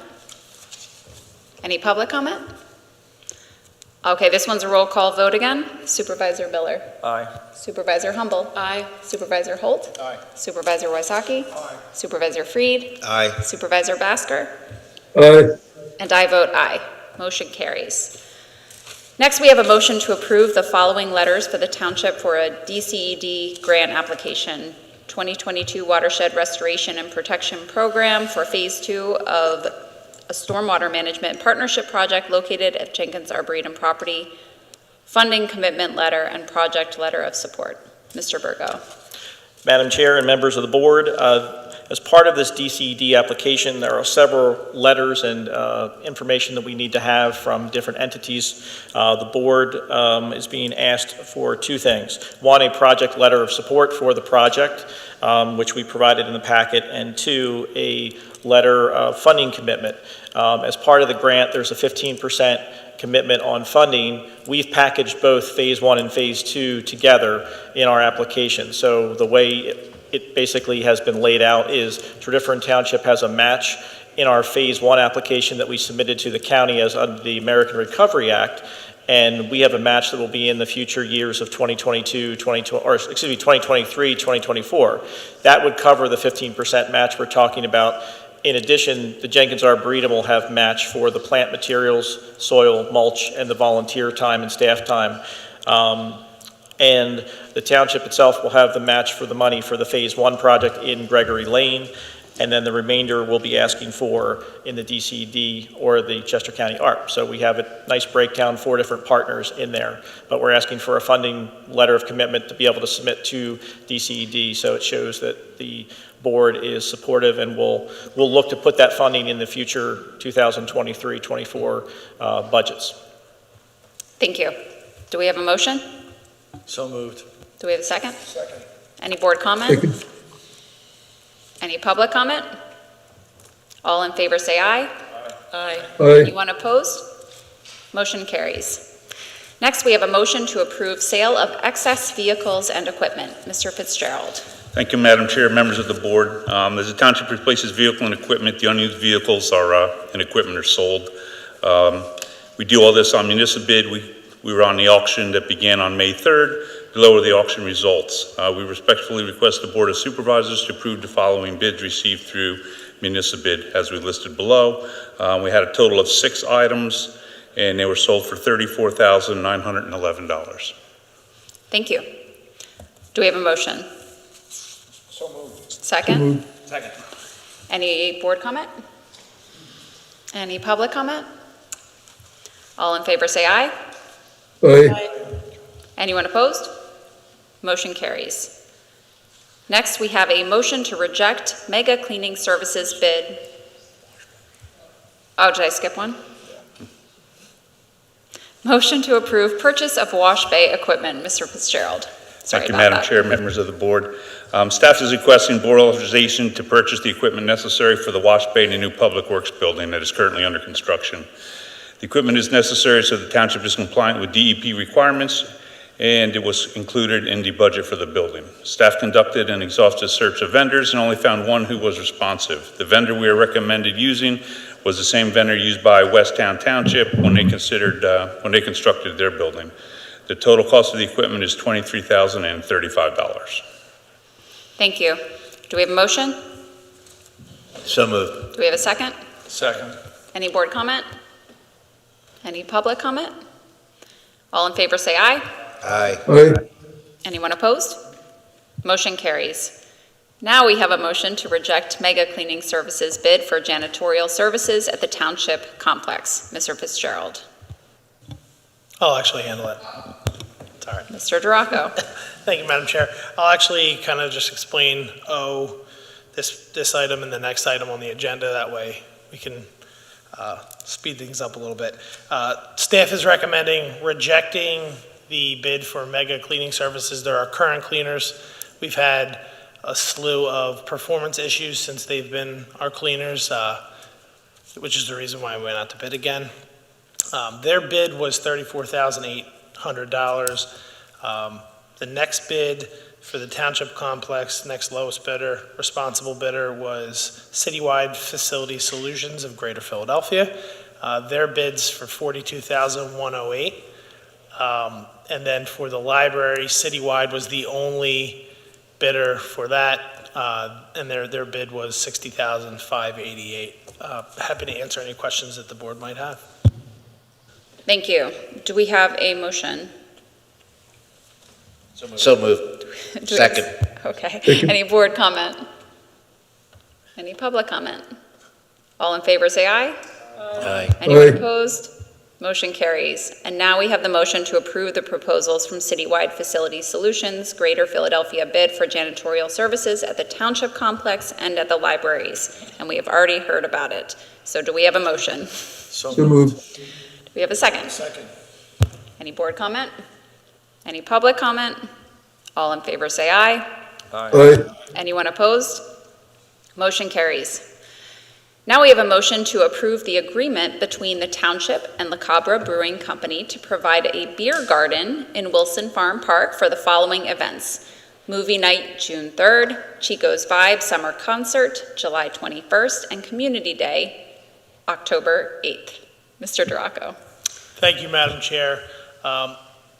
We attached the agreement that we are proposing to use with, in this case, La Cabra. The solicitor's office reviewed it and is comfortable with it. Staff is as well. We're excited about this opportunity to move this forward, and we know La Cabra is equally excited about this, and we're looking forward to these great events this year. Happy to answer any questions. Who benefits? The township's Parks Foundation will benefit the most from this. So they're getting a small sample, small cut of beer sales, right? Is that what you're saying? Yeah, we've left that for, to be determined, but yeah, La Cabra will make a donation to the foundation. Do we have a motion? So moved. Do we have a second? So moved. Second. Any other board comments? Yes, we did discuss all of this at our May Parks and Rec board meeting. So, I agree that these are excellent dates for us to try out this new thing of alcohol sales in the parks. One thing I would ask is that township staff next time look for a provider who is located in the township, a township business. And then the second thing is we had gotten some emails from people saying, so if only beer is sold in Wilson Farm Park for the summer concerts, can we still bring wine in our picnic baskets? And the answer is no. Wine, and alcohol has never been allowed in your picnic baskets at Wilson Farm Park or any other park in the past. So thank you. Do we have any other board comments? Oh, we do. Yes, I saw that goes to the event end. On movie night and the Chico Vibes concert, when is that? Movie night is June 3rd, and Chico's Vibe July 21st. is July 21st, but I've been told almost every year that gets rained out on that date. What time does the event end? Movie night will probably, I think the movie's set to start so the event starts at 7:30, 7:55, 8:30-ish, the movie, I think, due to the sunset. And then I don't know exactly how long the movie is, but we have the ability to set that time. And I don't know how long the movie runs, but we'll make sure that beer sales are over before the end of the movie. And then Chico's Vibe, I think the concert series starts at 7 to 9 p.m. Personally, I think, I'm curious what the other board members think. I'm not too inclined to have alcohol sales much past 9 o'clock or 10 o'clock. I mean, 10 o'clock is the latest. 10 o'clock, concert series are, done for the night by 10, There's no more than 2 hours, so it usually ends around 9:15-ish for the bands. So okay. And then you said the movie won't start until 8 o'clock?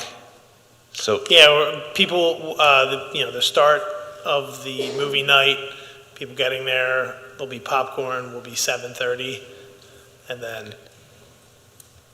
I'd be inclined to put in the contract 9 o'clock. Yeah, and we have that ability. That's in in our agreement. So whatever feedback. Okay. And then second, I got to take a look at the contract again, but it seemed that it was all alcohol. Now La Cabra serves both beer, wine, and I think they have some spirits as well. I'm also inclined to just say just beer and wine. I don't know how the rest of my board members feel on that either. I certainly don't think we want tequila shots in the park, so I would agree with beer and wine. Is that something that we've talked with La Cabra about? Has that come up? I don't know if it's come up, but I doubt they'll have an issue with... Yeah, normally unless it's a beer garden, so that's probably just beer, maybe wine, but we'll confirm that with them, and if there's any issues... That's all I'm asking for is confirmation. Yeah, The contract's a little I vague. saw a beer garden there and I assumed beer, but you're absolutely right. I shouldn't have, but so beer and wine, yeah. I mean, that's for those events, I think. Yeah, they're primarily a brewery, so they're going to be pushing, I would assume, their products. But Oh, you haven't been there recently. They have new concoctions available. Yep. Not that I've ever imparted or imbibed in those, but. Any other board comment? I see we have a hand raised. Carol Clark. Hi there. Thank you for taking my question. In fact, I have 3 issues, if you'd be so kind to consider minor changes or clarifications. The first one you're sort of discussing already about the hours. If we could just have, once we've figured out what the hours of the event actually are, just close the alcohol a half an hour before the end, so there's not a big rush for people getting their alcohol as they're running out the door, or leaving the park, that is. So I support what folks were generally saying, trying to put an end to when the alcohol was going to be served. I would suggest making it, since each event will be a little bit different, just ending it like half an hour before the end of the event. So please consider that adjustment. Second one would be, I don't quite understand. So this is clarification. When you're saying that consumption of alcohol is only permitted within the designated area, is there sort of a roped off area or seating or something where the consumption of the alcohol is, or are they expected to be free to be roaming throughout Wilson Park? No, we will have a dedicated area. Again, the intent is to keep them in there. We're not going to have township staff making sure they don't leave, but you'll know where you're supposed to stay. Okay, because just to refresh people's memories, this was a big deal about 5 or 6 years ago when the Blues Fest wanted to do a beer garden, and the public said no way. So good if it's somewhat designated. And then the third issue is perhaps for the solicitor, and that is the indemnification. In other words, the wording is that we're sort of, that is, the township is protected during the duration of the event. But I'm wondering what happens when somebody gets into the parking lot as they're leaving and some issue develops, or they're driving home and all of a sudden we realize the person really had a little too much and their alcohol is above. I don't know how the laws work, but I just want to protect the township. So the event's over. So technically, the provider of the alcohol is no longer responsible. But what about Tredyffrin Township that has allowed this to happen on its property? While a person's going home, they get into a fight or a car accident or something. Is the township protected and thoroughly indemnified, not just during the quote unquote hours of the event? So the language in the vendor agreement provides that the vendor's obligation is to indemnify for any claims arising directly or indirectly from the vendor's service of alcohol. So I would submit to you that if anything follows related to that service of alcohol, anything following the event, that the township is protected. Excellent. Thank you so very much. That's it. And Madam Chair, just to follow up on Ms. Clark's comment, I would say that as far as the time limit goes, I think both items are important, both having it served a certain amount before an early event and also not going past a certain time. So it would be, I think, whichever is earlier, either or. I agree to respect the neighbors. I agree. The only other thing I would add is we should make sure they don't have a last call, because that encourages. That's specifically in our agreement, that there will not be any utilization of a last call. Yeah, thanks. All right, any other comments? Then we will move to the vote. All in favor say aye. Aye. Anyone opposed? Motion carries. Now we have a motion to approve the developer agreement and the financial security agreement from F&H Mainline Henry Avenue. Ms. Fuller. Thank you, Dr. Bessie. So this is actually a land development project that was before the board back in 2009. The applicant received both a special exception approval and land development approval, and then the development languished for an extended period of time. In 2021, the new landowner came back and has now gone to obtain the special exception again because it had expired under your ordinance. The land development project, while languished, did not expire per se, but we have spent the last year or so working with the applicant to make sure that the project complies with your stormwater ordinance that's currently in place. So that has all been completed. And now before you are your form agreements that were previously approved by the board that have been prepared for this particular project and are ready for your approval this evening. Thank you. Do we have a motion? So moved. Do we have a second? Second. Any board comment? Any public comment? I see that we have a hand raised.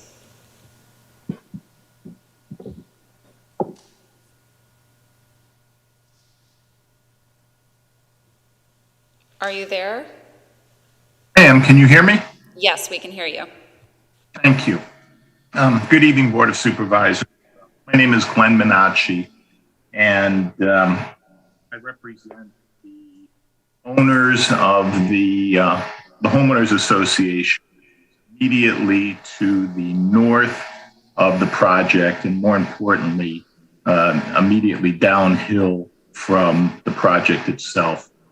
I'm here to, I would be there in person, but unfortunately I tested positive for COVID early this afternoon.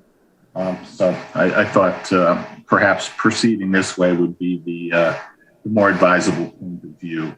I would like to voice for the record the Homeowners Association's concerns that they have with the stormwater aspect of this project. Specifically, there's two things. Currently exists a short-term problem, and that problem is the fact that the land earth has been moved on the land and grass has been removed. So there is a very steep downhill projection toward the property. And as the matters now stand, stormwater from storms just runs down the property, runs onto the Woods at Lane property, and creates a river along the north, the southern portion of the property, and then goes into the catch basin itself. The concern there is that the project has started, but yet the developer has not implemented the necessary elements in order to prevent stormwater from escaping onto the property.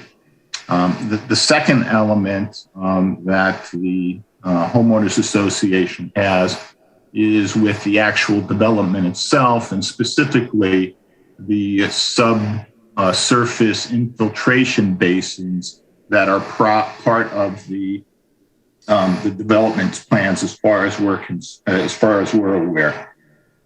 We have in last year we made a right to know request to the township, and the association's engineers, along with myself, visited the township and reviewed the plans. Unfortunately, we saw the Pinoni engineering drawings, but unfortunately the township would not give us copies, so our engineers could examine them more closely to do things like to determine the calculations of whether the subsurface infiltration basins would be adequate for the amount of water that this development project would be throwing off once it's developed. The concern there is, again, as the plans currently are formulated, the subsurface infiltration basins would already be in an area of high water table, because currently the property owners on the very southern side of the border of this project have sump pumps that are essentially going 24 hours a day, just with the current the current water table that exists underground there. The concern of the association is that the basins that are going to go in on this project are going to just exacerbate a situation in which you already have inundation based on a high water table. And the project and the drawings that we saw didn't have what we thought would be the necessary calculations to allow us to determine whether or not there had been adequate calculations by Pannoni to determine whether the water flow from this project would be more than what the stormwater system could handle. Those are the concerns, and so the association would certainly like, before anything is approved, to certainly have the ability to look at the Pannoni drawings so they could, and the updated versions, because I see as recently as May of last year, there was a revised plan, so we can determine whether or not the new calculations or the calculations as they exist are sufficient. And therefore, for those reasons, and a couple more that I won't get into detail at this point, we would certainly ask the Board of Supervisors this evening to put a pause on approving this project until such time as the association has had the opportunity to interface with the township engineer to go over the various concerns that the association has with the existing stormwater plan. Thank you. I believe that this project is already approved, and tonight we have a motion to approve the developer agreement and the financial security agreement. Do we have any other public comment or board comment tonight? Yeah, just Steve, can you just speak for a minute about the controls we expect to be put in place during construction? Because that's at least the first part of that this gentleman's concern. I can certainly, Mr. Miller, I can certainly just speak to the project itself. It's a 9-lot subdivision. As referred to, it was approved in 2009. The plan generally is the same as it was in 2009. There's not really much change to that. The engineer from Pannoni had come back in 2021, and they did do some redesign of the stormwater facilities to meet current stormwater ordinance requirements, because prior, when it was approved, it was before the 2009 adoption of the ordinance, so it didn't meet the current criteria. The current plan, as laid out, has 3, I believe it is, underground stormwater facilities, as well as one above-ground basin on top of one of those facilities as well. And there is a series of underground piping networks that will be collecting surface water around the units, as well as conveying some of the existing drainage that came from Mount Pleasant through the property into their system. From that, during construction, the site will be controlled from erosion and sediment controls via the NPDES permit. It is a 2-acre site, I believe it is, so there is an NPDES permit. They did go back to the County Conservation District and got approvals. We just got confirmation from Pannoni earlier today. They did get that last year. I think it was in April of 2021. So they do have a county/DEP permit to manage their stormwater during construction. So the controls, silt fence, any other controls that are part of that particular plan. I don't have a hard copy of that plan. The county has it, but they'll be following those measures for erosion and sediment control during construction.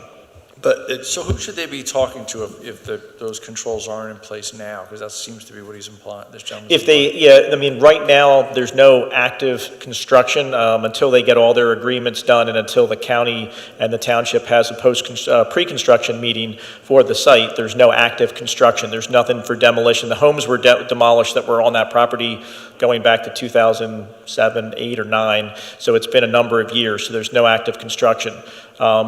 But they can talk to the County Conservation District and know that once these agreements get authorized by the board and the plans get recorded and the escrow gets posted, the developer will be able to start the process to get a pre-construction meeting and do that. But they'll have to put the erosion and sediment features in place before they can start construction. So, Madam Chair, if I can ask Steve a question. So, you said the land development was approved in 2009? Yes. And then you said there was some modifications to the stormwater. Were those approved? Yes, the stormwater was a Princeton Hydro reviewed those last year along with what was submitted from Pannoni. They had comments and they went back and forth for a couple months and they eventually approved them in June of last year. So what we're doing tonight has nothing to do with the actual approval of the project or how the project is going to be implemented. Nope. It's financial security. It's just financial security, land development agreement. It's just and stormwater operation and maintenance because once again, the stormwater was approved prior to our current ordinance, so it needed to be updated. That was really the major change. They updated their stormwater controls, to be more stringent in accordance with our current ordinance. But again, that's not what we're dealing with tonight. No, all the approvals are done for the project at this phase, yes. Thank you. Any other comments? All right, we're ready for the vote. All in favor say aye. Aye. Anyone opposed? Motion carries. Next, we have a motion to approve culvert cleaning agreement between Daniel and Melissa Sinney for Spoonwood Circle, Berwyn, and Tredyffrin Township. Ms. Fuller. It's my understanding that this agreement arises out of an emergency sanitary sewer project that's going on in the area of Mr. Sinney's property. The township has offered to do a one-time cleanup of a culvert that is located on the property owner's driveway as part of our overall project. This agreement merely outlines the terms and conditions of that offer to do that clean out of the culvert. Beyond that, I would have to defer to Steve or Bill to address any specific issues. Do we have a motion? So yeah, second. All right, any board comment? Yes, I just want to say that I've visited the site myself a couple of times, and it really is in desperate need of help from the township, so I'm very much in favor of this item. Any other board comment? Any public comment? All right, hearing none. All in favor say aye. Aye. Anyone opposed? Motion carries. Next, we have a motion to approve the grant of emergency access easement for Parkview at Chesterbrook. Ms. Fuller. This is a grant, as you said, of an emergency access easement for the 500 Chesterbrook Boulevard LP property. Beyond that, Mr. Burgo, I believe you are the one that is most familiar with this project. Maybe. Do you have anything to add?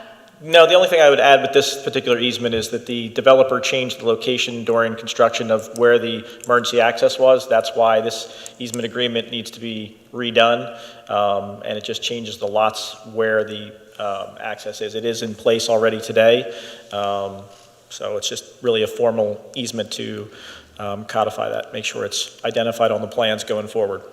Where is it? Right, and it's the agreement's finalized so that we can go ahead and record it. It's between lots, I think it's lots 36 and 34, if I remember correctly, but it's on that one side. There's an emergency access area there. That goes access from Wilson Farm Park. Well, I know what it is, but I'm just trying to figure out exactly which one it is. It's the only one that has the ballards. I don't know. Yeah, if you drive around that loop if you go to the right side of the entry around the loop of the residential, you'll come to it between lots 36 and 34, and there's concrete. And there's an asphalt walkway in the middle, and there's concrete with grass paved structure where the wheels of the emergency vehicles would go. Do we have a motion? Do we have a second? Second. Any other board comment? Any public comment? I see a raised hand. That might be my hand. This is Carol Clark. Sorry to delay things again. I just want to understand this, and I think I understood part of it, but it's been changed, but I'm just trying to understand why now. It's been several years, and why is it now being viewed that the easement is needed. I mean, we've developed it, so we were expecting that to happen. I'm just trying to understand, was there anything different that had changed that made it now an issue? And is there any additional cost associated with that? How much that would be? Does anyone have to pay for opening it, or it's just the official opening of that access when emergency vehicles need to enter that way? So, yeah, there's no cost. It's already there. It's built as part of the plan. It's a legal belt and suspenders as far as they wrap up their final escrows that they need to complete this part of the legal documentation granting the official easement. So it's already been built in existence. Right. We need this documentation in order to be able to record the easement itself as a matter of public record. Excellent, excellent. Thank you so much. And just to say in there is no other cost, because any of the legal costs associated with any of the easement are still covered by the escrow that we still have. So we still have that in place. Any other comments? All right, all in favor say aye. Aye. Anyone opposed? Motion carries. Now we have a motion to consider and authorize advertisement of a public hearing on June 21st, 2022 for HR 452 to amend Chapter 195 Vehicles and Traffic of the Code of Tredyffrin Township to make an addition to the schedule listing streets with parking prohibited at all time zones. Chief Beatty. This matter was brought to the traffic unit's attention.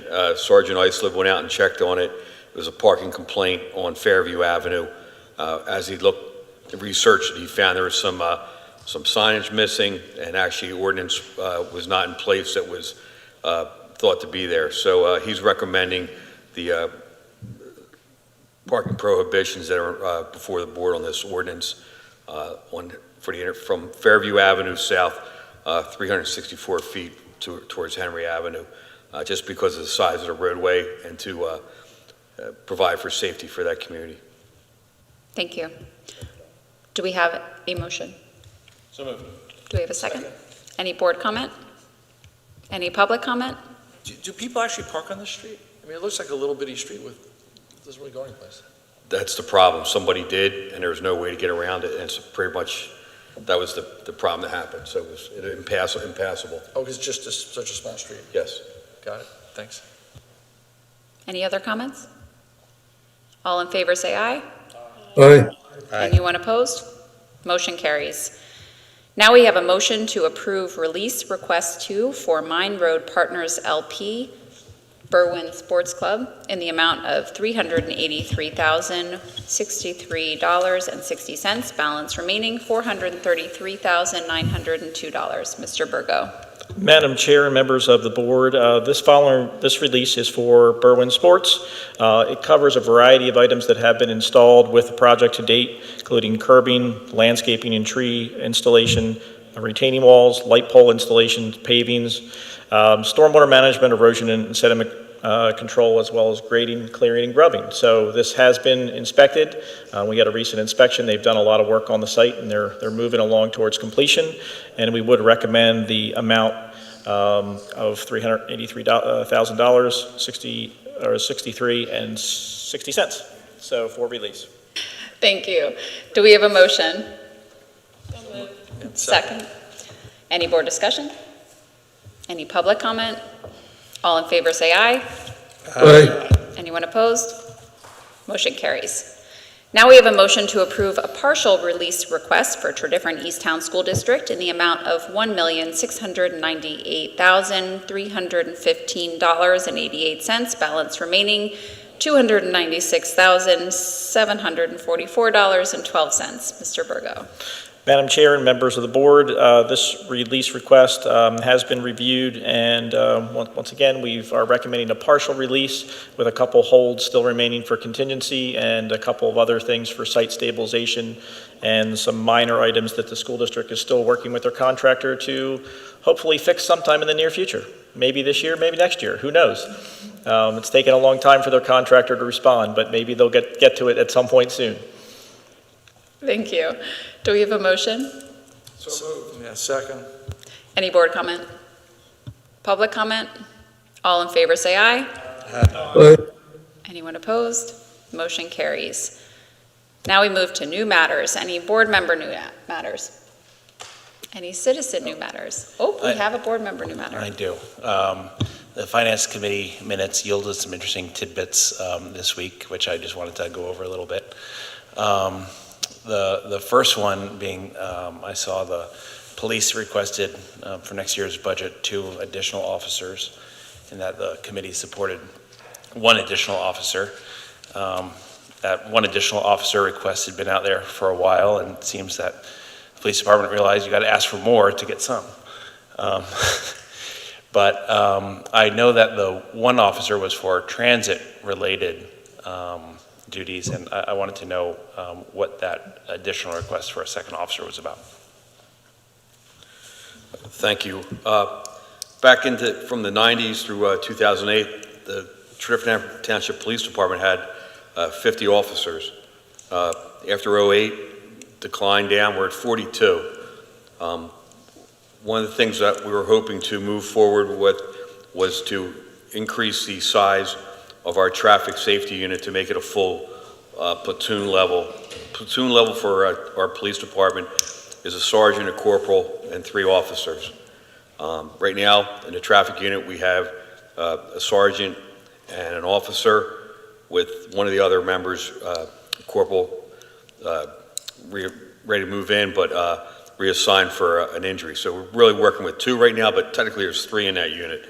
The goal would be to make that a full service unit to be able to span more of the week and into the evening hours. Right now with the 2 to 3, we're pretty much covering most of the mornings, but then sporadically when we can into the evenings. The goal will be have the extra 2 officers for handling the afternoon rush, the afternoon school release into the busy times. And when we looked at our staffing, our call volume for service, it's pretty much 6:30 in the morning till about 8:30 at night is our peak volume times. By trying to add to that unit and make it a full service unit, to us it was a data-driven decision, and it wasn't just to ask for 2 to get 1. The goal would be to get 2.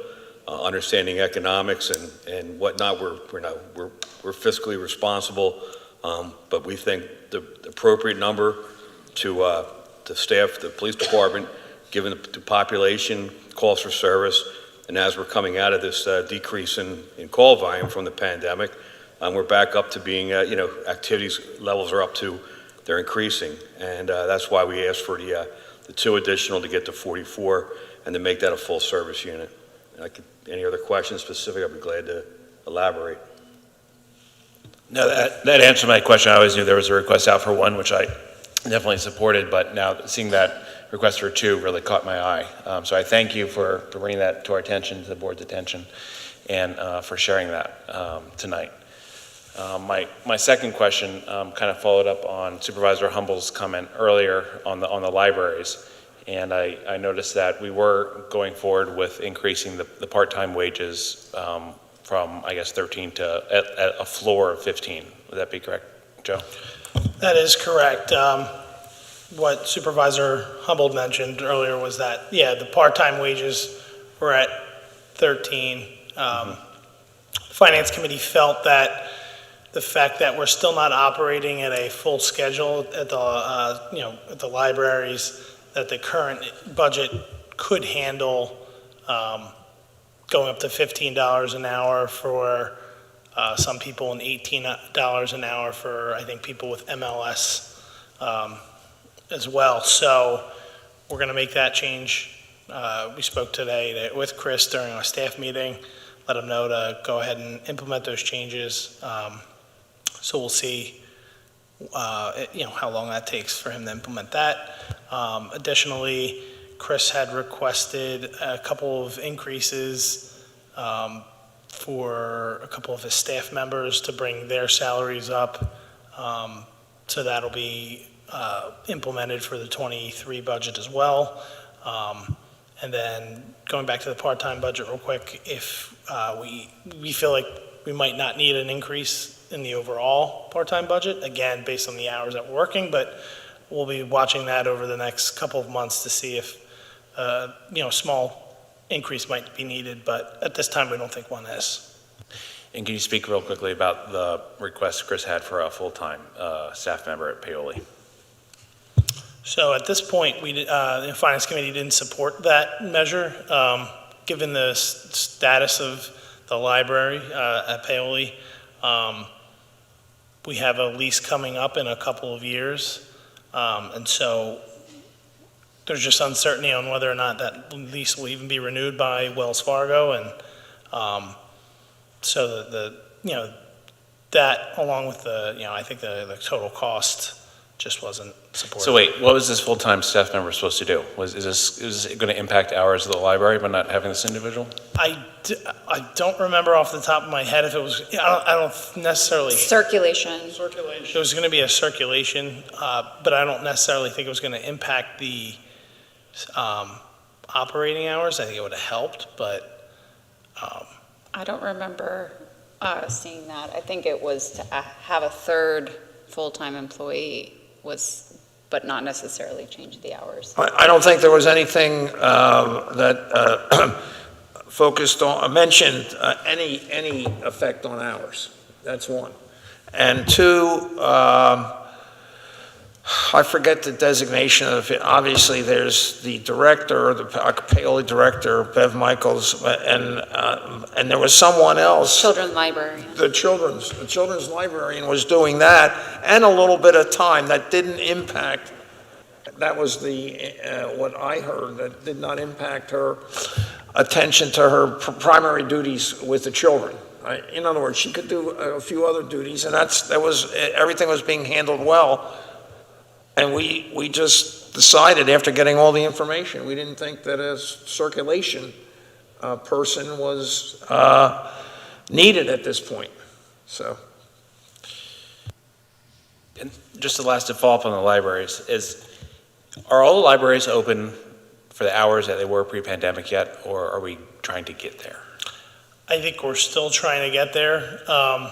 We've had a significant amount of turnover in the last couple of months, so it feels like for every step forward, there's 2 steps back. I do not believe we're at pre-pandemic hours at this point. But we're working to get there. Chris is doing everything he assiduously. can to, to get people. Any other board member new matters? Any citizen new matters? All right, hearing none, do we have a motion to adjourn? So moved. Second? Second. All in favor, say aye. Aye. That concludes our meeting. Thanks, everyone.